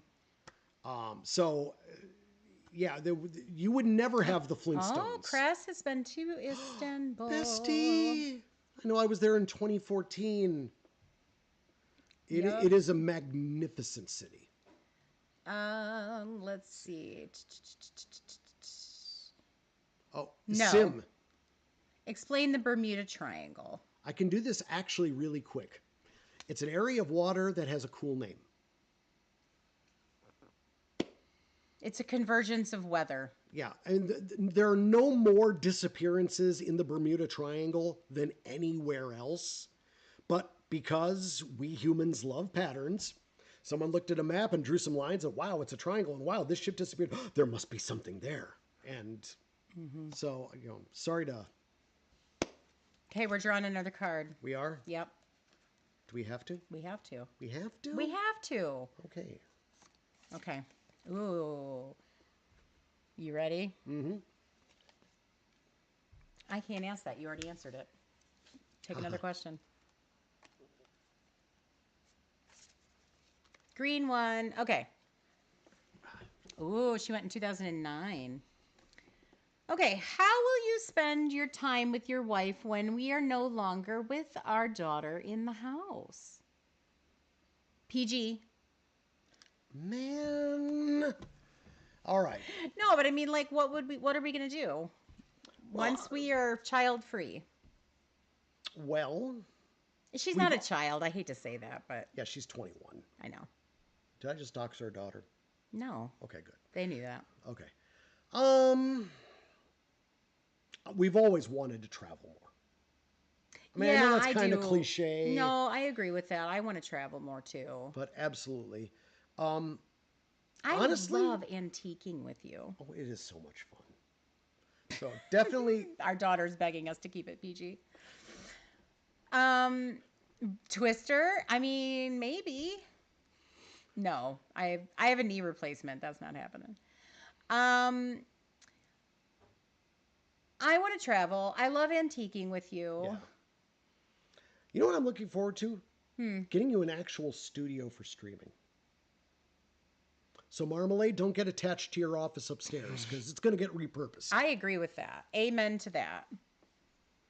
Although it's really hot up there in the summer. I don't know. That's what fans and AC are for. Maybe. Yeah, I mean, I want to continue streaming. I want to continue just doing this. Yeah. Discovering. I mean, that's the thing about watching documentaries as a couple. Or just, I mean, like we watch shipwrecks, we watch national disasters. He doesn't know everything. I hate to break it to you. I've never claimed that. No, I know. But no, I think just discovering new things. We constantly Absolutely. do that together. Absolutely. I mean, we took our honeymoon in London. We didn't go on a beach No. with no. like a pineapple with an umbrella in it or anything. No, we wanted to go somewhere we could explore. Yes. And I think that's pretty much what we're going to be doing for the rest of our life. Not like that, Marmalade. Relax. I'm over 50 years old. My exploration phase for that area is done. Yeah, exactly. I like what I Exactly. like. Oh my God. Okay. But yes, I think travel for sure. For sure. I want to write some books too. Some books. Yeah. Well, you are working on one. No, not academic books. Oh, Books for oh. the everyday person. I wanted to write a romance novel back in the day.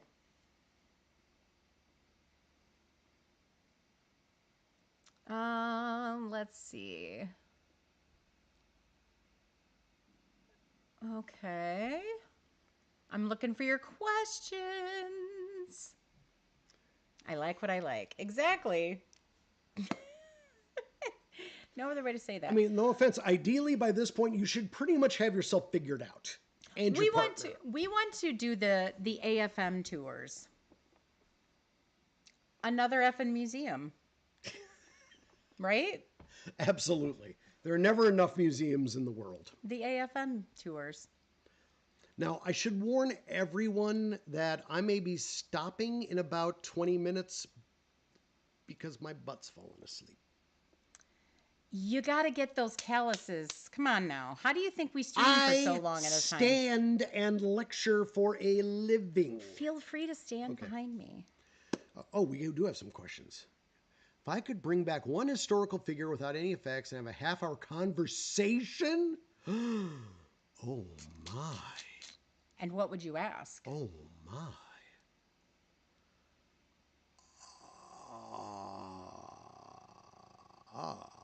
Indiana Jones for historians. Ooh, okay. Okay, let me do Carolyn's first. Oh, Lord, there's just so many. I would want to sit down and, like, how did you do it? One of which is the topic of my next multi-part podcast. All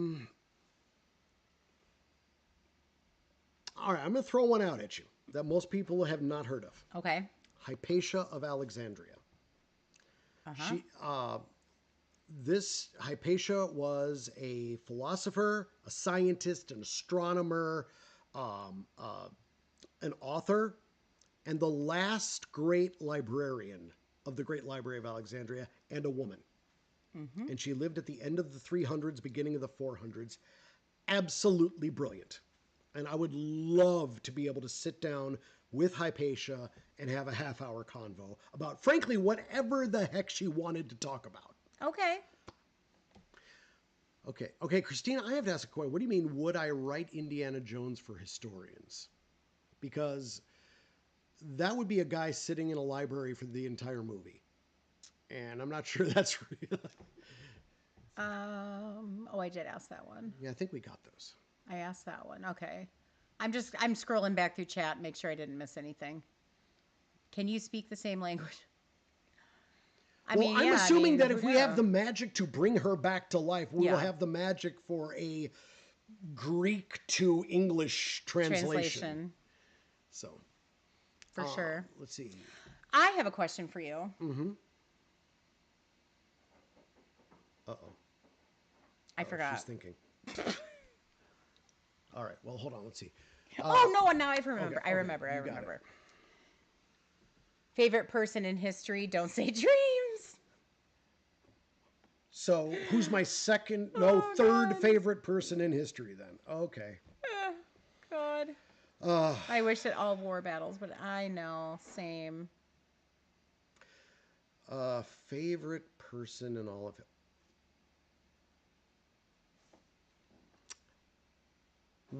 I can't say my favorite, but one of my favorites. Okay.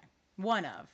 Is someone who actually was so recent we have video of them. Bayard Rustin. And you've never heard that name before. No. He was one of the leaders of the civil rights movement. He was the one who taught Martin Luther King Jr. about the efficacy of nonviolence. So he was the teacher of Martin Luther King. He was also an openly gay black man in the United States in the 1950s. So, I mean, you want to talk about having it tough. Yeah. So, I have mad respect for Bayard Rustin. I love that. Okay, here's my question to you. Ready? Ready.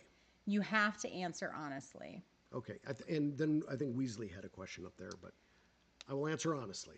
Why do they have your face in the Vatican Museum as not being able to ever go there again? Thanks for coming, everybody. It's been great to see you. Because I got sick as a dog in 2019 when we 2020 was it 2019? It was 2019. 2019 when we visited. No, it was November 2020. It was November- right before COVID. right after. It was right before. Then it was not 2019 Okay, then it was 2019. because in November of we visited Rome. Marmalade and I got just about the worst Stomach flu. virus ever.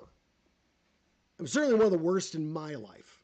Yes. And simply put, He left his mark down the floor of the gallery. But it hold wasn't on, the first incident. wait. Okay.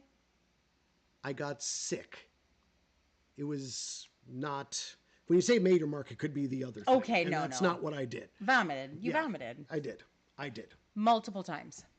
But I had by the way, this disease was so bad, there was hardly any warning. And I held it as long as I could. But it was, 3. yeah, When I say down the gallery, I mean down the entire gallery. But that's not the only reason that wasn't the reason you were banned. It was the second incident that got you. He's not really banned, guys, by the way. I joke about that. He's not really banned. But I took a student group earlier that year to Rome. This story. Shut up! Shutting up. oh, bye, Berchery. Thanks for coming in.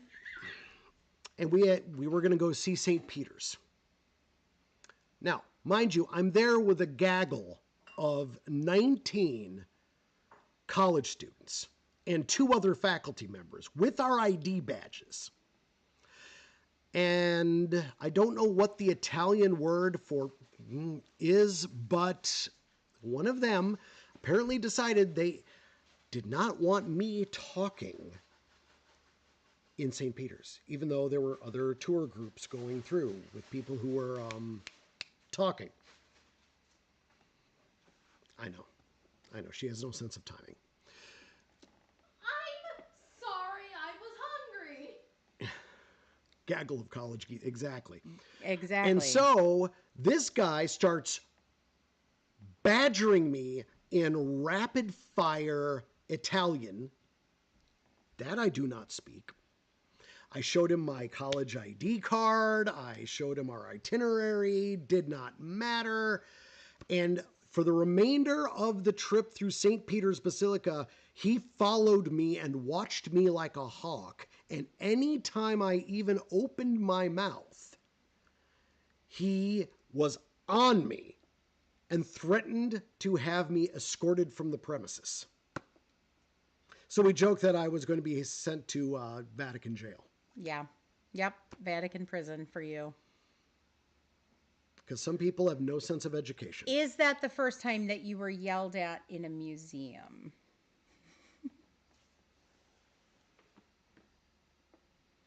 I would like everyone to know that at some undisclosed point in the future, I'm going to get this one back. And we are going to discuss some of her lowlights. I don't have any. What are you talking about? You mean when you were pregnant with Emily and decided the stairs were too far to go? They were. Oh, leaking the tea. I know. She's being mean to me. I'm not being You should make her mean. stop. Look, Tell them to be nice to me. you're a teacher to your core, which is one Yes. thing I love about you. Yes. And when you are in a museum talking about something you're passionate about, Yes. the voice goes up and projects out. And they should be grateful I am providing a public I'm service. just saying. Just saying. I have been told to shut up. Yeah. And not just by museum staff, by the way. Yeah. I mean, nothing tops Emily's observation in the museum about zombie Jesus. You almost though. got me, by the way. I was drinking water when you said that. What's your favorite museum? You can't beat the Vatican Museum. That's just No. not fair. But outside of I mean, that, the British Museum was pretty. The British Museum is magnificent, but it's Scene of also an active crime scene. Yeah, I was gonna say. Oh, Malin. I like Malin. Very cool. I love that. Yeah, no, the British Museum is great, but it's got so much stolen property. It's basically a Yes. crime scene. Yes. You know, just don't ask the Greeks about the Elgin marbles, or India about the Koh-i-Noor diamond, or Egypt about the rose. Anyway, Anyway, digress. Yeah.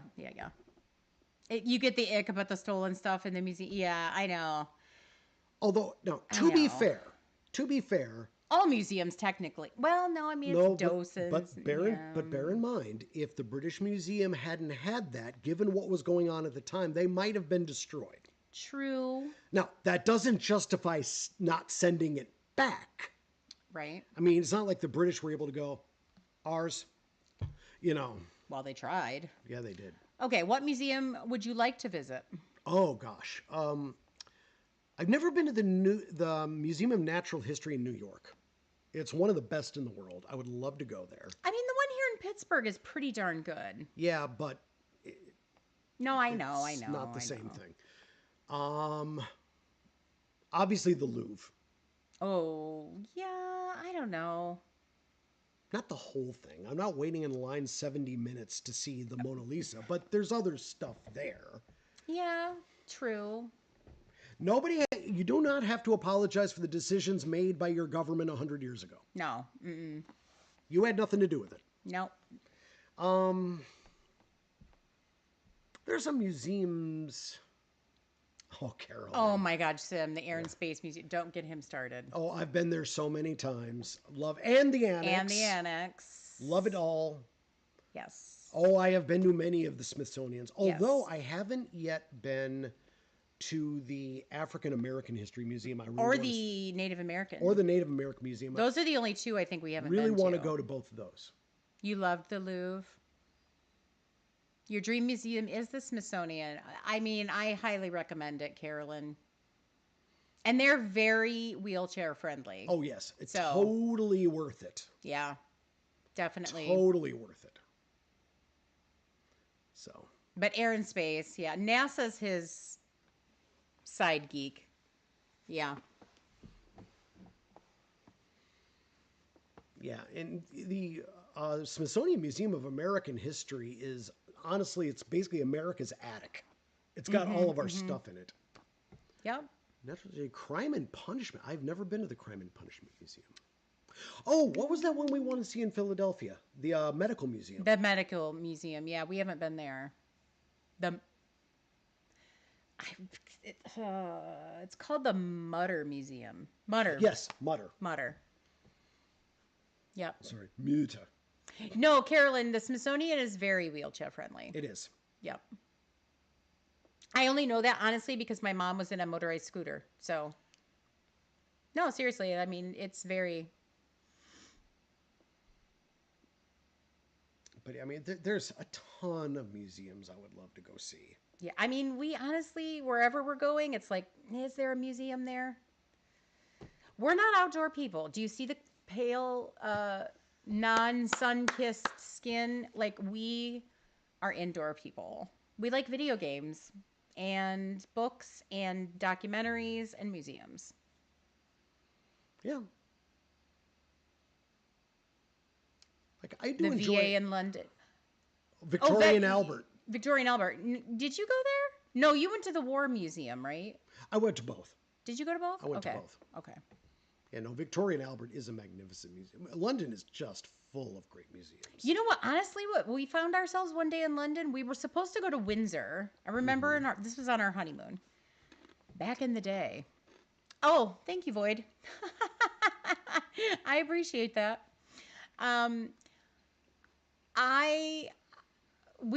It was raining horribly the day we were supposed to go to Windsor, and we just were not feeling it. It was towards the end of our trip. We ended up going to the Wax Museum that day. We just were like, let's just go. Mm-hmm. Like, it wasn't anything we had planned. We went there, and then we ended up in the library, The British Library. the British Library, and I couldn't believe all the artifacts that were there. It was fantastic. Ooh, the Winch Dungeon Museum in Salem. Ooh. I love that. So I yeah, love that. Well, let's do another question. this may be the last one. No, It- I mean, you'll be fine. No, you're good. You're good. But Your butt's fine. Here. is it? It is. Do you need a check? Nope. Okay. Okay. We just talked about it. Okay. It's about our vacations. If you could act in one movie as a figure, who would it be? Who would you like to portray? Not by looks, but just like who would be Well, interesting? thank God for that. Who would be interesting? Oh, how about I put it this way? Since we're not actors, No, we are not. well, some of us. No, I'm just kidding. High school, God, ancient. Um, if you could write a screenplay about someone and have it portrayed the way you wanted it to be portrayed, who would you write it about? Ooh. How about I put it that way? We'll switch it up. Like a history movie, Yeah. but done right. Yeah, not a documentary though. Hmm. Like The Odyssey is being Right, done or right, something. right. You know, like Matt Damon's Ooh. playing the historical figure of your dreams. Who are you writing it about?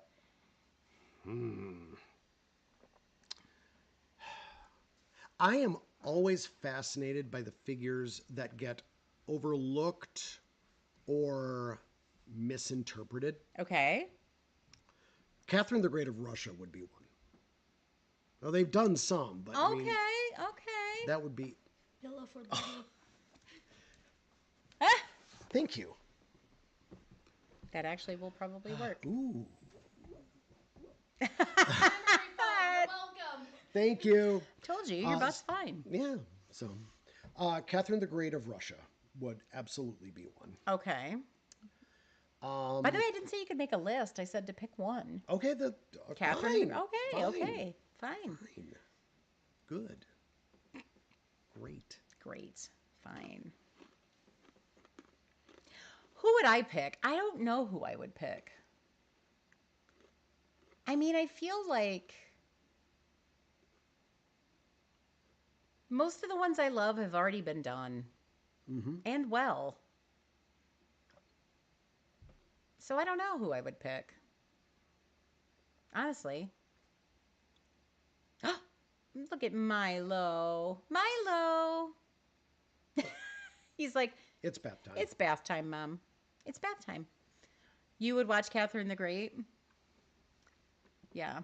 She's fascinating. I didn't realize how fascinating she actually is. What do you find fascinating about her? Incredibly intelligent, very resourceful, but also very human. Okay. In the sense that she did have flaws.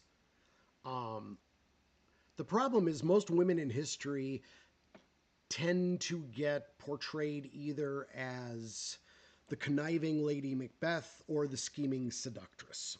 Okay. And she was neither. Okay. And one of the best rulers Russia ever had. What question do we miss about Zeus and Odin? Oh, who was worse, Zeus or Odin? Oh. Zeus by a country mile. I mean, okay. Who's the most like what thing in history do we get the most wrong about? Like when you look at things that are portrayed in movies or TV or in like think 8th grade social studies, what do they get wrong the most? Okay, here's one thing that most people don't think about because there's no way to really tell. Okay. But if you see any movie, TV show that is set before the year 1900, I want you to thank heaven they have never invented smell-o-vision.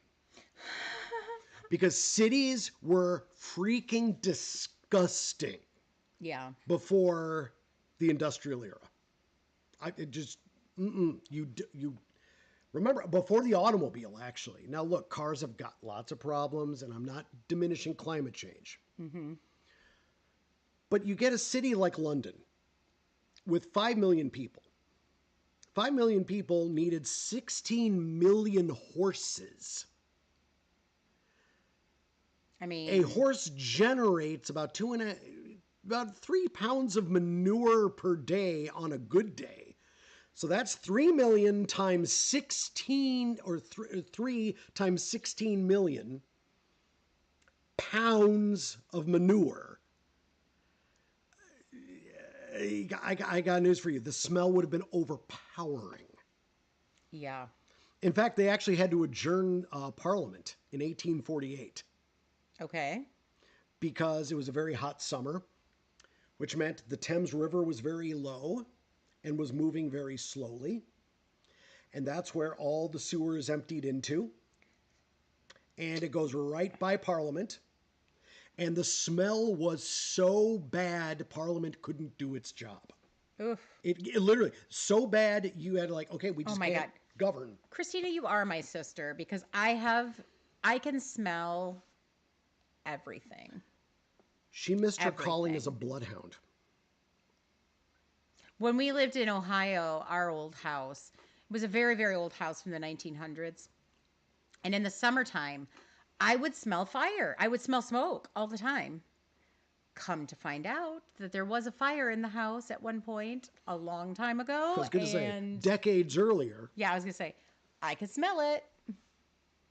I can always tell when the garbage can isn't closed all the way. Even though I can't see it, I'll be like, garbage can's cracked open, isn't it?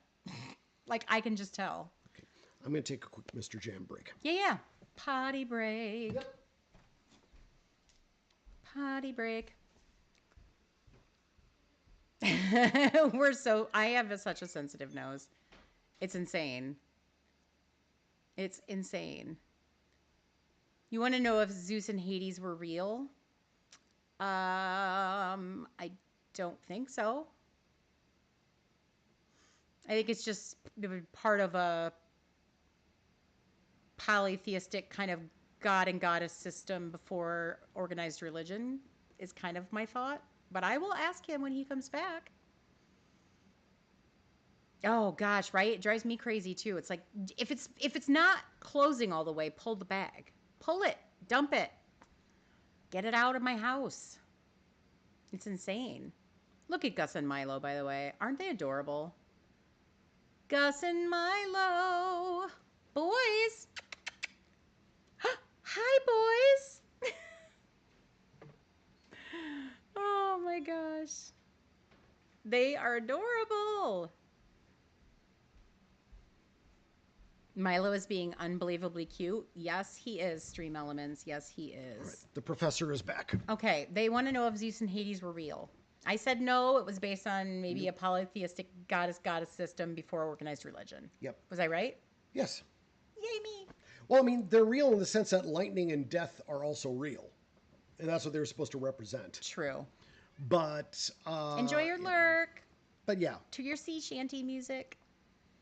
Every single group of gods was always created by the most important things the people of the time survived on. Stream Elements calling you out, man. They're not calling me out. They're stating a fact. Star Trek nerd. Oh, of course I don't make them call me the professor. Dear God. What do you take me for? No. No. No, I get on Marmalade's case when she calls me Mr. Jam. I'm like, no, it's Dad. To you. I don't call him Dad or No. Daddy Oh, or God. anything of the nature. No. Nope. Nope. Mm-mm. Sweetheart, sure. Love, yes. Yeah. Soren, more often than you'd think. This is true. This is true. Aw, well, I love you too. Okay, we're pulling another card. Okay. Go for a blue one. Okay, a blue one. What are some of your stress busters? Like, what do you do to break stress from work or life or whatever? Like everyone here, video games. Yeah, same. Reading, and Lego. Oh, Lego. That's a good Lego one. is okay. Now I'm going to go show off my Lego to everyone. Hold on. Oh, it's show and tell. It's show and tell time, guys. I didn't know if you knew this, but show and tell time. Show and tell. Hi, Ella. Welcome in. Nice to see you. Okay. So now you're gonna get the NASA, the Space Nerd, and the Lego. See? One of many. Yep. Hi, Jade. But yeah, I mean, some people work on cars, some people garden. I Lego. He Legos. Yes. And it's not a cheap hobby. Can I just say that? Not a cheap hobby. I know. I do love Lego too. We're currently building as a family the Hogwarts Hogsmeade Alley. Diagon Alley. Hogsmeade. My God. Diagon Alley. But yes, Lego is definitely a good stress buster. You like puzzles. We like puzzling. Puzzling is good. Although that stresses me out. Puzzles, we end up kind of yelling at each other maybe a little bit. Puzzles stomp on her type A. Yeah. My go-to video game. I don't have a single go-to one. It depends. Oh, you Lego too, Varda? I love that. That's great. Family Lego time. I highly recommend it. Highly recommend it. If I'm feeling frustrated, probably Borderlands, because then I get to shoot things. Assassin's Creed. Or Assassin's Creed. For fun, the Horizon series for stories, fantastic. Yeah. What do Mass Effect. I mean, oh God, yes. we were like deep into Mass Effect for a long time. You like Legos, puzzles, reading, and gaming. See, same. I feel like people who are. I feel like we're all kind of interested in all that kind of stuff because we're all kind of the same mind. Like if you're here, you enjoy gaming anyway, right? Hi, Jen. Welcome in. Let's see. What do people get wrong about Greek myths? That they're real? Well, usually, the number one thing people get wrong is they tend to get the sanitized PG rated version. Lego with 3 puzzles is impressive, that somebody said, yeah. Yeah, with 3 cats, not 3 puzzles. Yeah. No, I'm sorry. Lego and puzzles with 3 cats. Yeah, there we go. But yeah, typically, Tater's mom has very good taste. Origins, yep. That's a good one. But yeah, most of the stories you get from Greek mythology have been watered down for public consumption. They would at the very least, if you're using the American movie rating system, be R. Quite a few of them would be NC-17. Yeah, they're not nice. Yeah. Kind of like visiting Pompeii and thinking you're going to get just a basic tour. Yeah, and then there are the signs showing directions to the brothel. Many, many brothels. Yeah, and the signs, by the way, are a part of the anatomy that can be used to point, and I will just leave it at that. Why were the Greek gods such hussies? I'm actually going to answer this. Bimbos and himbos? No, I'm actually going to answer this. No, I like it. Historically, Okay. Fact check that. Fact that. I will say this. Every society's, when you had a polytheistic religion with multiple gods, their gods were a reflection on their daily life. And the Greeks, can I discuss human sexuality here in academic terms, or is that going to get you demonetized? You'll have to do it in the most basic. Okay, I will give this the delicacy of middle school it. A Bronte novel. Yeah, middle school it. Okay, so the Greeks did not see human intimacy as anything taboo or shameful. It was a body need like food or drink. You know, if you're hungry, you eat. The Romans were the same. The Romans, though, had hang-ups. The Greeks did not. Got it. They definitely had hang-ups. The Greeks, not so much in the hang-up category. So to give you an idea, if you were to ask someone from ancient Greece, are you gay or straight, they would not understand the question. I love that personally. Yeah, they had no concept of I that. personally hope society gets to that again. Yeah. Well, we were there once, so I mean, I who's know. to I'm say? just saying. Yeah. I personally, Yeah. I argue with my daughter about that all the time. So the reason the gods were such players is because powerful people in Greece were players. That's pretty much it. Yeah. And by the way, Zeus, who probably single handedly is responsible for 20% of the Greek population, according to the myths, was not seen as a necessarily admirable figure. Powerful and admirable were not synonyms. And so, yeah, they weren't lauding all of his extramarital affairs. They were using it as a cautionary tale. Fair. Okay, I have a question for you. Yes. What do you find harder to discuss in class with, now we're talking about fledgling adults. Yes.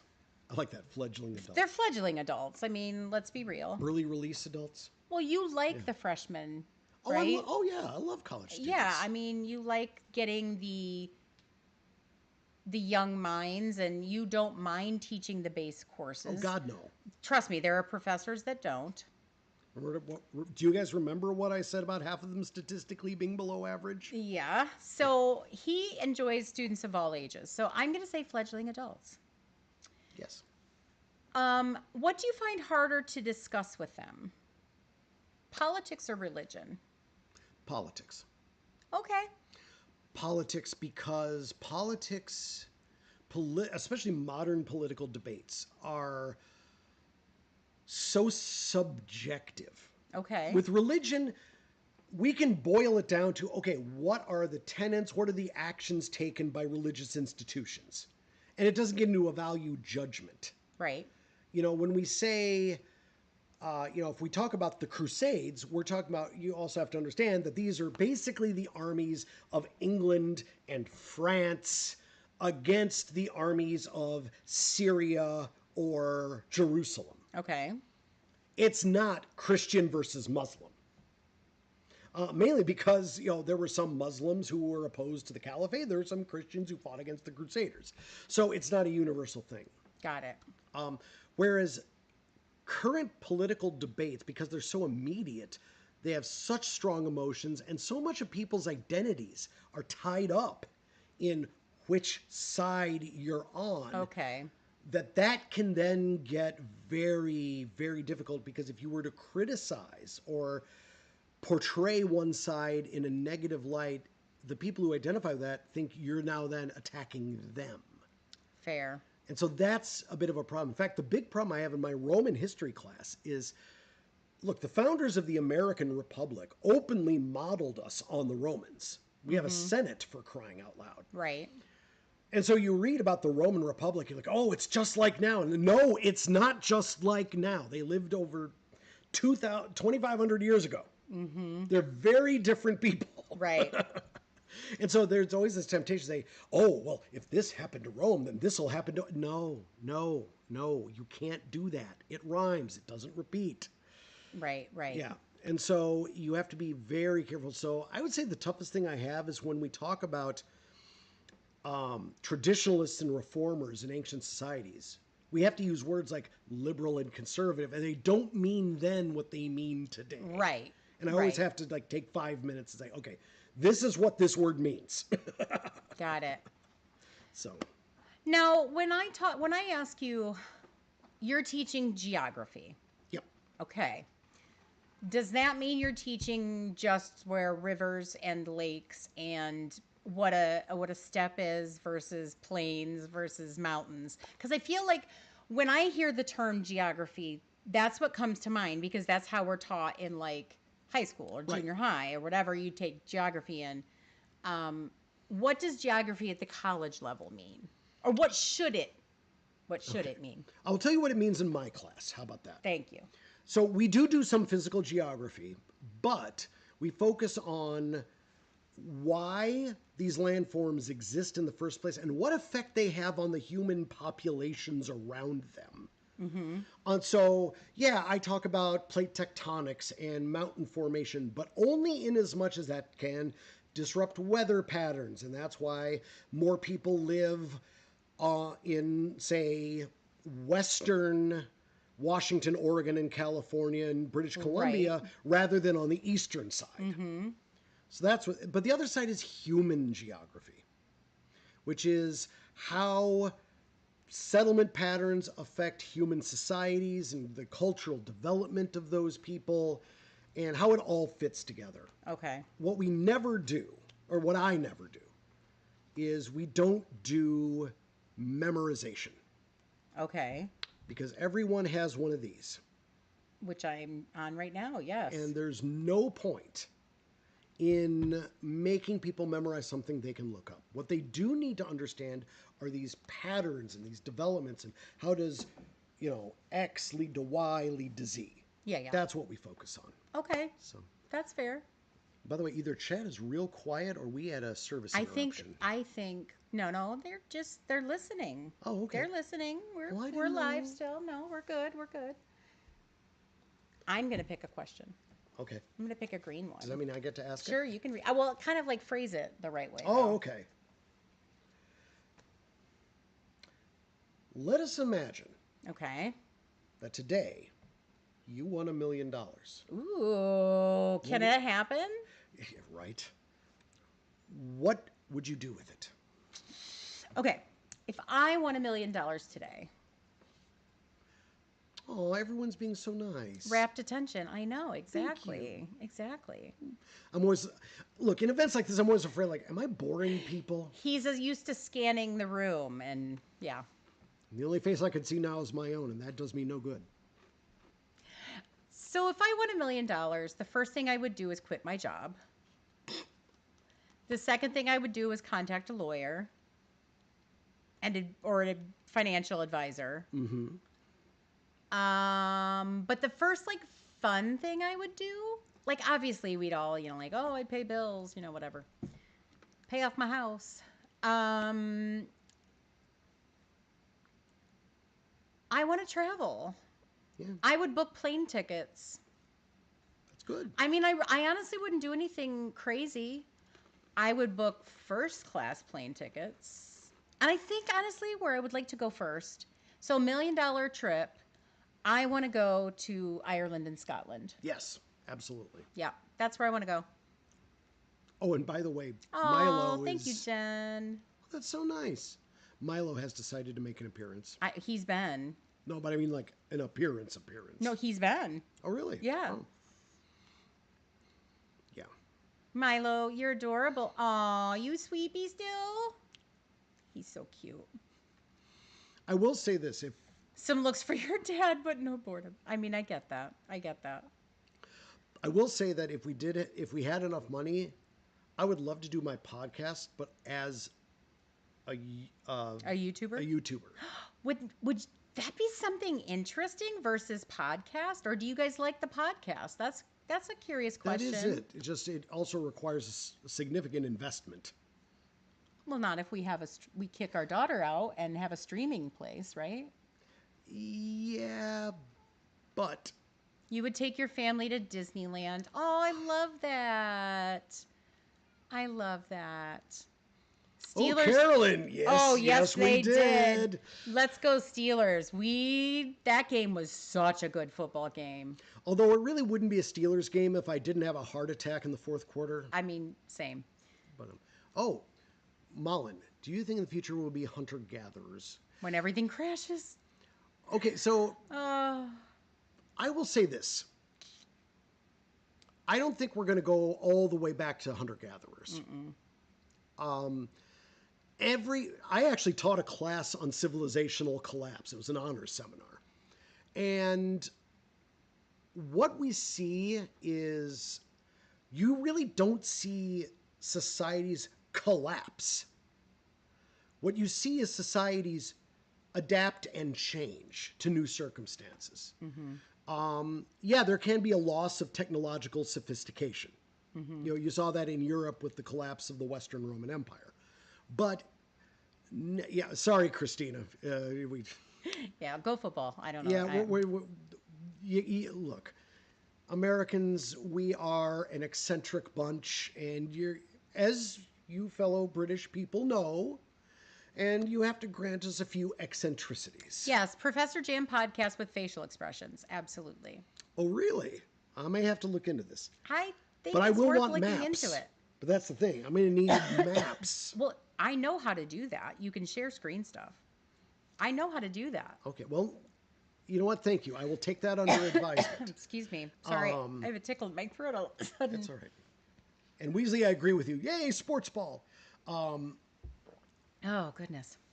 But no, I really want to take all the talk about Ireland. I want to visit Ireland and Scotland with you so bad. By the way, Same. should any of you in the British Isles collectively know of any openings for a history professor, I might be interested. Just saying. So yeah. So I'm sorry, my train of thought got derailed. Hunter-gatherers. Hunter-gatherers. Civilization So- collapse. Come here, Gus. I'm Gus. going to have to take care of this one. Come here, Gus. No, Marmalade, come down and feed the cats, please. Por favor. Yes, with maps. Exactly. No, it would be great, guys. He's fantastic, as you can see. Thank you. But I don't think the only thing that would knock us back that far technologically. I felt that. Sorry. Just remember, you're on camera, but I am right here. No, I know. I didn't come that close. I just gave you a little. a little wind. refreshing breeze. Got it. Okay. That would be a nuclear exchange, and we'll have much bigger worries under those circumstances. I always say I'd never survive anyway, so. Yeah. And Like, you tell him downstairs. yes. So I will say this. Hi, Brooke. Yeah. If there's ever a technological apocalypse, my students will be fine. I will be passing through the digestive system of a wolf. And Along with his wife, yes. But no, Malin, I don't think you need to worry about that. No. You look at look at what happened to Russia in the Soviet collapse. That was devastating for the Russian people. But, it's not like they've lost electricity or anything. So I think in general we'll be okay. Mm-hmm. Yeah, no, that's a really good question, though. Yeah. You would save some and use it to buy video games. I mean, yeah. Yeah. Hey, I mean, Megan. I mean, yes, they will, but those places are towns of populations that have tens of people in them. Yeah.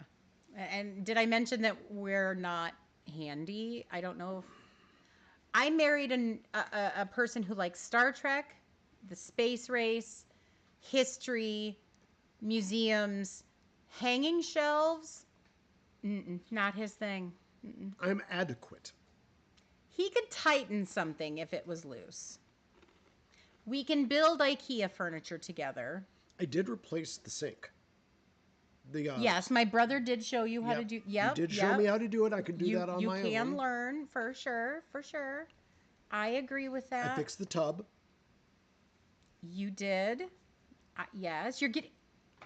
I mean, it only took you 50 years, right? But I still learn new things. Right? Knowledge is power. Agreed. Agreed. You don't like people. Thank you, I Mom. mean, I get that. Okay. Okay, now I'm gonna use your tricks against you. You can just call me child. Thank you, child. Thank of you, mine. child. Thank you, Amanda. I appreciate that. Okay. How many times have we moved as a couple? And how did that impact us as a couple? Cities or residences? Residences. That's different. Residences. Together. Okay, so 7 or 8. the first one was Chicago to Toledo. Chicago to Toledo. For me. No, that was Toledo to Chicago for you. Well, okay. So I'm saying but us. as a couple. Right. So there was take care, Christina. Thank you so much. Thank you so much, Christina. So all right, so there was the one when we lived with your mom on the state route. Yes. then mommy. Yes. Well, you don't have to list. Okay. So we moved. I'm just okay. We moved from Chicago to Ohio, Yes, and we stayed with my mother for a little bit. there were three residences, but we moved back to one. So And that then was we had a rental. So there's no, we 3. no. There's Yeah. Delta. Oh, No. oh, okay, all right. Okay. Let me do this. She has to finish. Illinois. Mm-hmm. We lived there. Mm-hmm. And that was interesting. I was in my late 20s and a school teacher, so I did not have much money. We lived in a teeny apartment. Yes. And then it was to Ohio. We stayed with my mom first for just maybe a couple months. Right. We moved into a nice apartment, 2-bedroom apartment on our own. Mm-hmm. And then the next move would have been into our first home. Mm-hmm. So that's 4. That was after we got married. It was after we got married. So our first And home, we got married. We were pregnant. Marmalade was cooking. She was on the way. Yep. We moved in October, and Mm-hmm. I had her in April. Yep. So there's 4. And then from there, we sold our house because we knew we were going to be moving because he had graduated with his PhD. We didn't know quite where yet. So we moved into basically the same apartment we lived in before we moved into our house. That's So 4. there's 5. 5, yep. 5. And then from there, we moved into a townhouse in Pennsylvania. So there's 6. And then To an apartment when And that then one went to middle we decided to move closer to the university. So when she got into high school, we moved closer. So we moved into an apartment. So there's 7. And then here. So 8. I said 7 or 8. I was right. Yeah, 8. Tell the mafia story. The mafia story. When we lived in Cicero. Oh, dear God. Okay. So when I said we lived in a teeny apartment, we lived in Cicero. Illinois. And if you're familiar with Cicero, it's the story of where Al Capone basically takes place. That's where you got to start. Yeah. And some of that has not died. Some. There, right down from our apartment. So we lived on the 2nd floor of this big, giant old building from the WPA years. So the 1920s. Or 1900s, 1920s. And down from the big giant windows of the apartment, you could see this Italian restaurant that was right below, across the street. Delightful place. And Al's. They had great subs. Yeah. You could see cars pull up though at night, and guys getting out in big furs and with guns. Like you'd see them getting out and going into this restaurant, and it was crazy. It was crazy. Especially me, who grew up between 2 cornfields and in the middle of farmland, nowhere. Yeah, it was a bit much. And I was trying to tell her that technically made our neighborhood one of the safest around. I disagreed with that concept, but yeah. Hey, if Big Tony's going to go over there next door, it's going to be safe. He's going to have his enforcers. Oh, gosh. My attempt at a mob accent took a detour into Queens there, but... It's okay. It's all good. It's all good. Yep. Different mafia. Different mafia. They don't need to hear a Chicago accent. It's one of the least attractive accents on earth. No. Couple of trees. Yeah. Every now and then when I get stressed out or really excited, the accent will sneak back out. It's not a hot dog anymore. It's a hot dog. Get a hot dog. It's a hot dog. Why is she bringing up nightmares? No, they don't need to hear all the stories. No, veto. Moving on. We got to save some stories for our life. Can't tell my entire life story. Storytelling number 1. Okay. You ready? Yes. My soul is prepared. Let's take. Easy for you to say. Take 2. Let's say your partner wants to take a sabbatical anywhere in the world. Guess where they would go? Okay, for this one, You have Oh, to guess where I want to go. I know, and we do have a question. Oh, we have a question. Okay, good. But for you,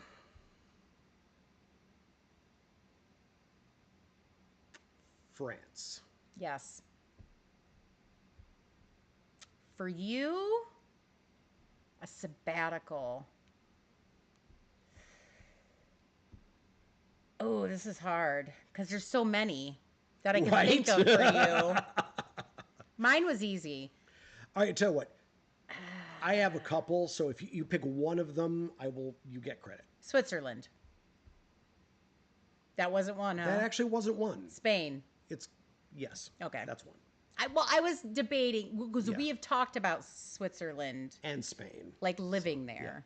So, Yep. So, all right. How did we meet? It's not as exciting as you'd think. just like this Yeah. on the internet. Yep. But back in the day, think like AOL, Yahoo, chat room, Dial up. dial up. Yeah. Nothing interesting. Sorry. Good old fashioned story.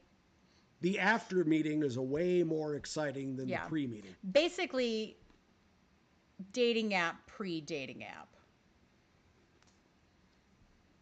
Aww.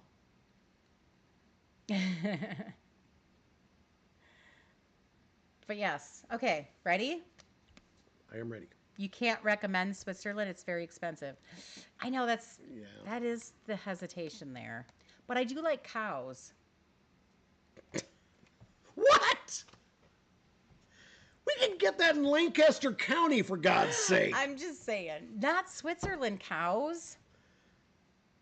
Swiss milk. I'm just saying. Good heavens. All right, hate your question. What kind of chat room? Just a basic, Wasn't it like Hearts or something like that? The game? It was Yahoo. Yeah. Yeah. Nothing spicy. No. And even if it was, I wouldn't tell you. I'm just kidding. Okay. You deal with someone. Okay. Okay, let's put it this way. We've been together for a very long time. Mm-hmm. My mother lived with us with chronic illness. What is a dreamism? A dreamism. It's a long story. It's when I say something funny and they clip it and then it becomes a thing. Yeah. I like cows. I don't know what to say. Swiss milk, right? Swiss cheese? Oh my God, I love Swiss cheese. No, seriously, I eat Swiss cheese all the time. Swiss chocolate? See? I'm telling you. They get you. They get me. And Europe has far superior chocolate. I like Swiss cows. They're just superior cows. I prove them. Yes, absolutely. Your butt is fine. I know. I will say this, Evet. Most of our lives we've been atypical. So this is just par for the course. Yes, yes. We've definitely said for years that we are soulmates, and we mean it. Yeah. We were meant to be together for sure. Yahoo Messenger. Yep, playing hard. Exactly, Megan. You get it. She gets it. I love cream cheese too. Okay. What was I saying? Oh, you've dealt. Okay, so my mom lived with us. She had chronic illness. I've dealt with a lot of chronic illness over the years with pain in my leg and whatnot. How do you deal with it?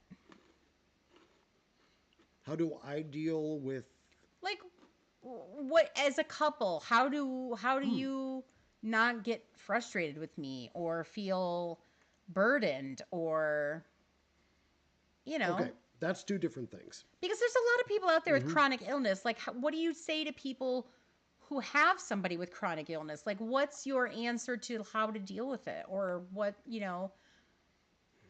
Okay. do yeah.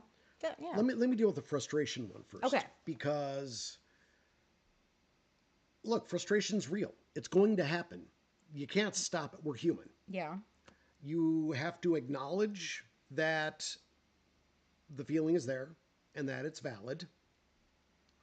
But by the same token, you don't just vomit it out because people are dealing with other things. So Yeah. you just kind of, I've just always sort of dealt with it privately, I guess, or internally. And I don't mean by like crunching it down and giving myself an ulcer, but allowing myself to feel frustrated, but immediately acknowledging that I'm sure my terminally ill mother in law and my wife with chronic leg pain is a bit more frustrated than I am.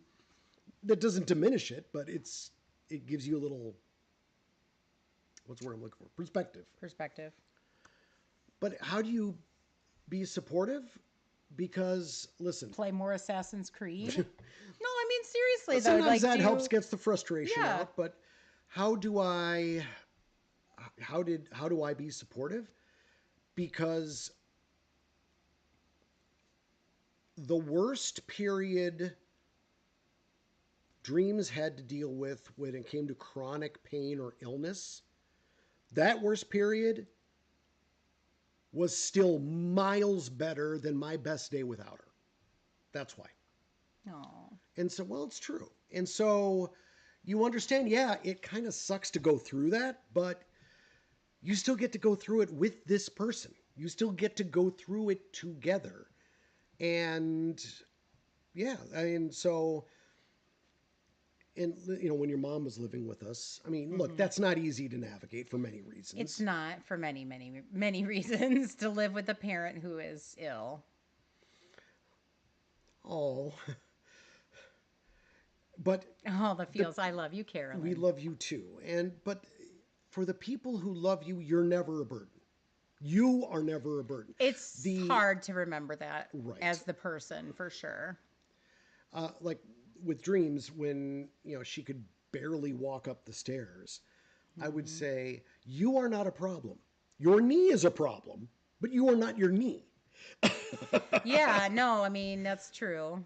So yeah, you have to find that moment of sort of acceptance and peace that while this stinks, this doesn't stink. This is still good. Yeah. And Emily, I doxed her. They know her name. Do you see? It's Marmalade Well, Dash that's M. true. That's true. They know. But that also meant that, yeah, we had to take care of Susan's mom. But A, that's the human thing to do. You did just say my name, but that's cool.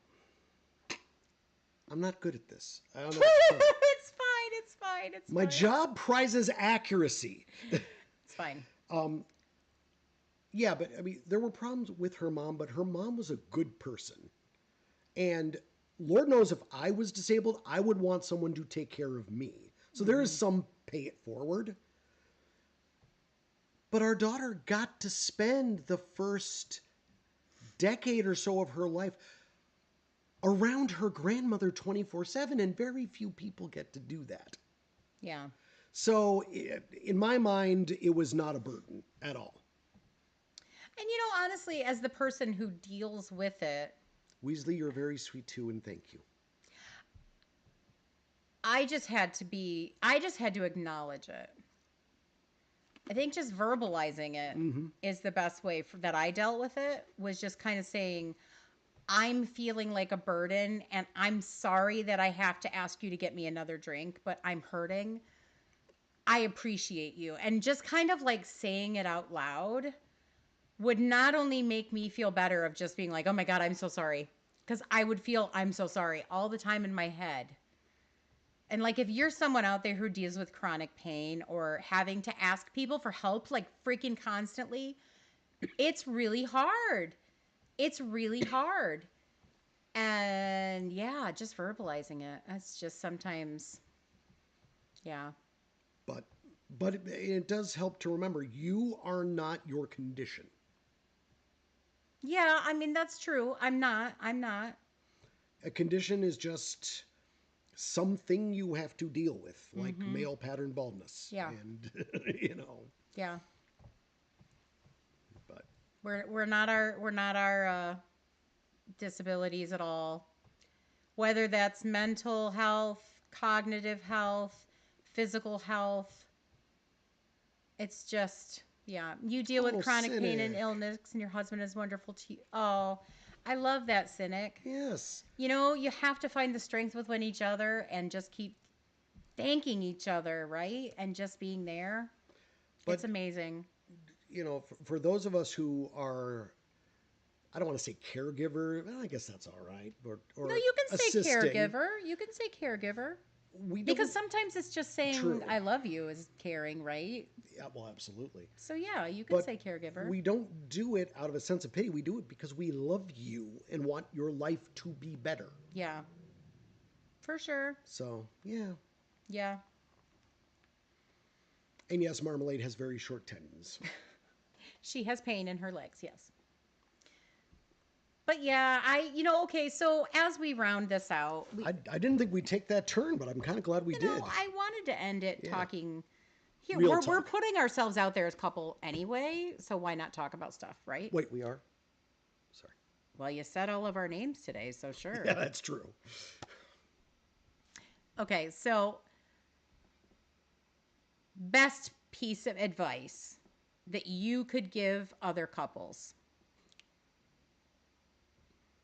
Best piece of advice I could give other couples. Whether that's for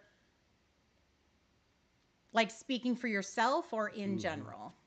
And I can go first if you want. No. Okay. I agreed to go first, although I'd like to point out nobody stumped me. Nobody did stump you today. That's true. I told you guys to bring questions that would stump him. You let me down, Chad. We'll I'm have not to do gonna it say. again. We're gonna have to do it again. They get another bite of the apple.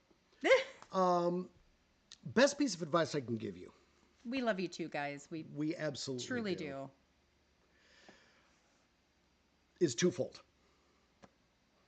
One,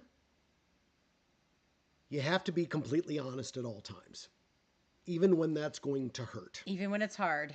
even when it's hard. I would agree with that Megan one. has a. There, if we ever do a talk show, which Jam Fam Real Talk. I love that. there we go. Oh, Carolyn, well, we're so happy we could help. Oh, I'm I'm so glad. yeah. I'm so glad. I think okay, go ahead. I'm gonna end the stream with saying something about chat. Right. So total honesty, and the other thing is what goes along with that. Always communicate. Always, always, always. And don't be afraid to say, you know what, I was wrong about that. I'm sorry.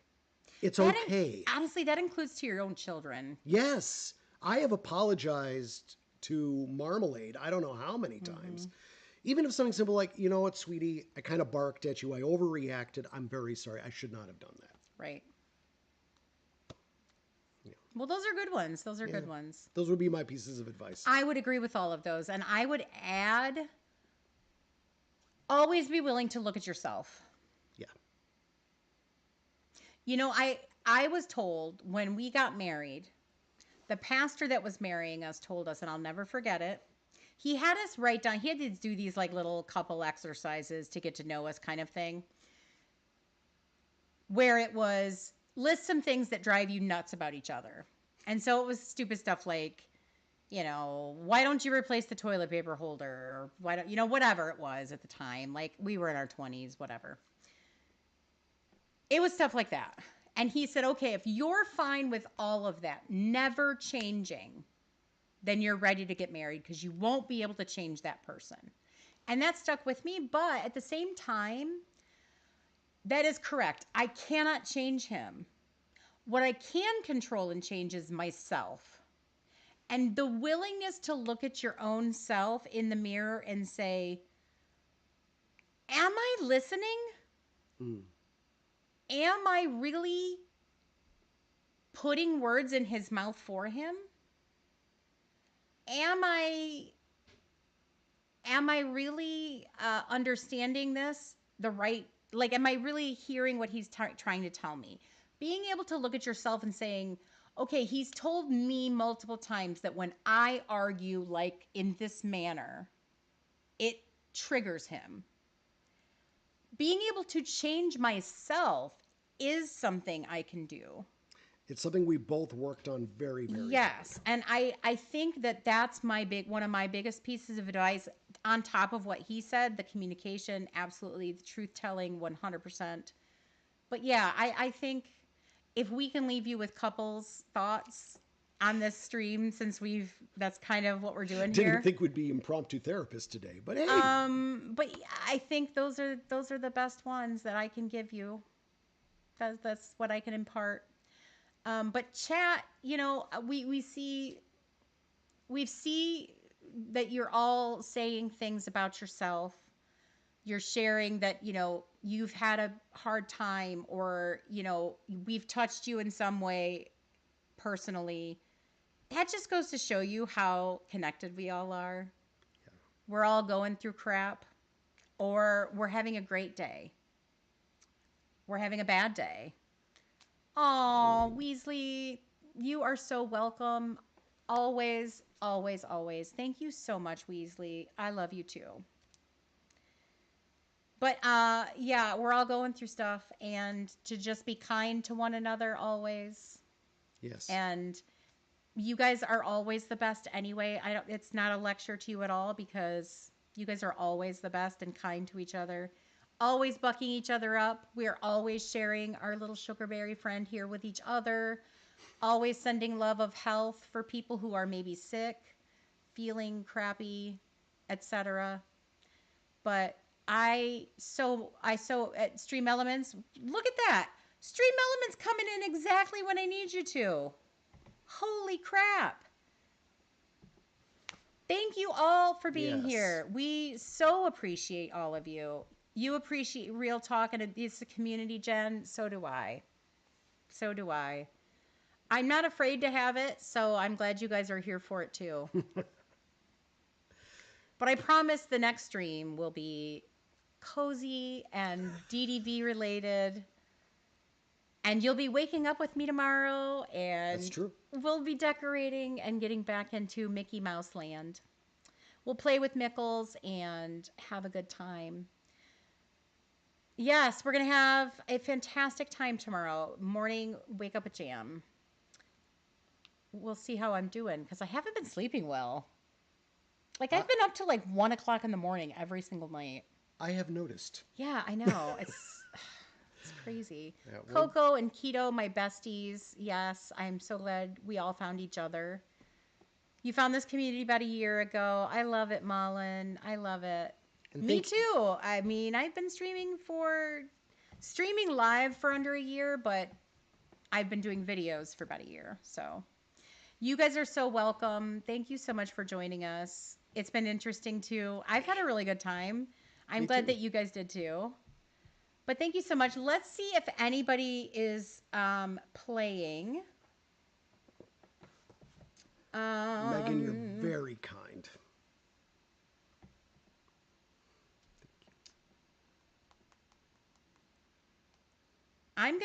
We're just going to keep hanging out for a little bit, because I just got, Coco's going to be live really soon, so we can continue to chat.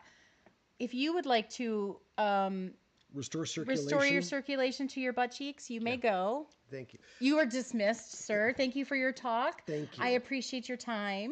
Thank you. Thank you, everyone. Thank you for coming on my talk show. Yes. Thank you for coming to our TED Talk, our Jam Talk. Jam Talk. Jam Talk. And thank you, everyone, for welcoming me. So, love you. Love you. Mwah. Enjoy. I shall. Let's talk about this update while we're waiting for Coco to come live. Oh, I forgot to look at the poll. What's our poll at? Oh, I want to know. Natural disasters and history are pretty much tied. Good taste. Exactly. But yeah, let's talk about this update, guys. I'm going to be live with Coco on Wednesday. I'm excited. We're not going to dual stream. We're just going to be on her channel for Wednesday. And we'll be doing a lot of fun things. We're going to look at the premium shop, Scrooge's store. I don't know if she's planning on going into the realm. I mean, I imagine she will. We're going to try to find like all the hidden gems, I'm sure. I'm excited. You sent me about the DLC. Okay, well, what is the question about the DLC? Okay, let me see. I'm excited. You saw about the new villain. Okay. I swear to God, if the new villain is Hans, I'm going to be so mad. Chad, if you know why I would be mad about that. Oh, Tater's Mom, 3 months. Whoop, whoop. Absolutely. Thank you so much for becoming a not becoming. What's the word I'm looking for? It's not coming to my brain. Thank you for continuing to stay in the cupboard as a jam jar. I really appreciate you. Thank you so much. No Hans. No Hans. It's a theory. I know. Here's the thing. I said, if Hans is the villain, because I was like, there's just no way, right? There's just no way. I said, if Hans is the villain, Eric will be my new boyfriend in the game. So if this comes true, Coco is never, and I mean never with a capital N, going to let me forget that. I did not consent to a polycule. I'm going to be so mad, guys. It just can't be Hans. Not because I don't want it. It just can't be for my own personal pain. You're fine if he comes to the game in a realm, but if he's the villain, you'll be disappointed. Yeah, I mean, same. Please let it be the Evil Queen. Please. If there is a Gameloft God, hear me and hear my prayer. I gotta stop doing it. I know I do it to myself every single time, right? I'm like, oh, if this happens, I'll do this, or I'll say this, or what, I'll do this challenge. I gotta stop doing it, guys. Make me stop. Make it stop.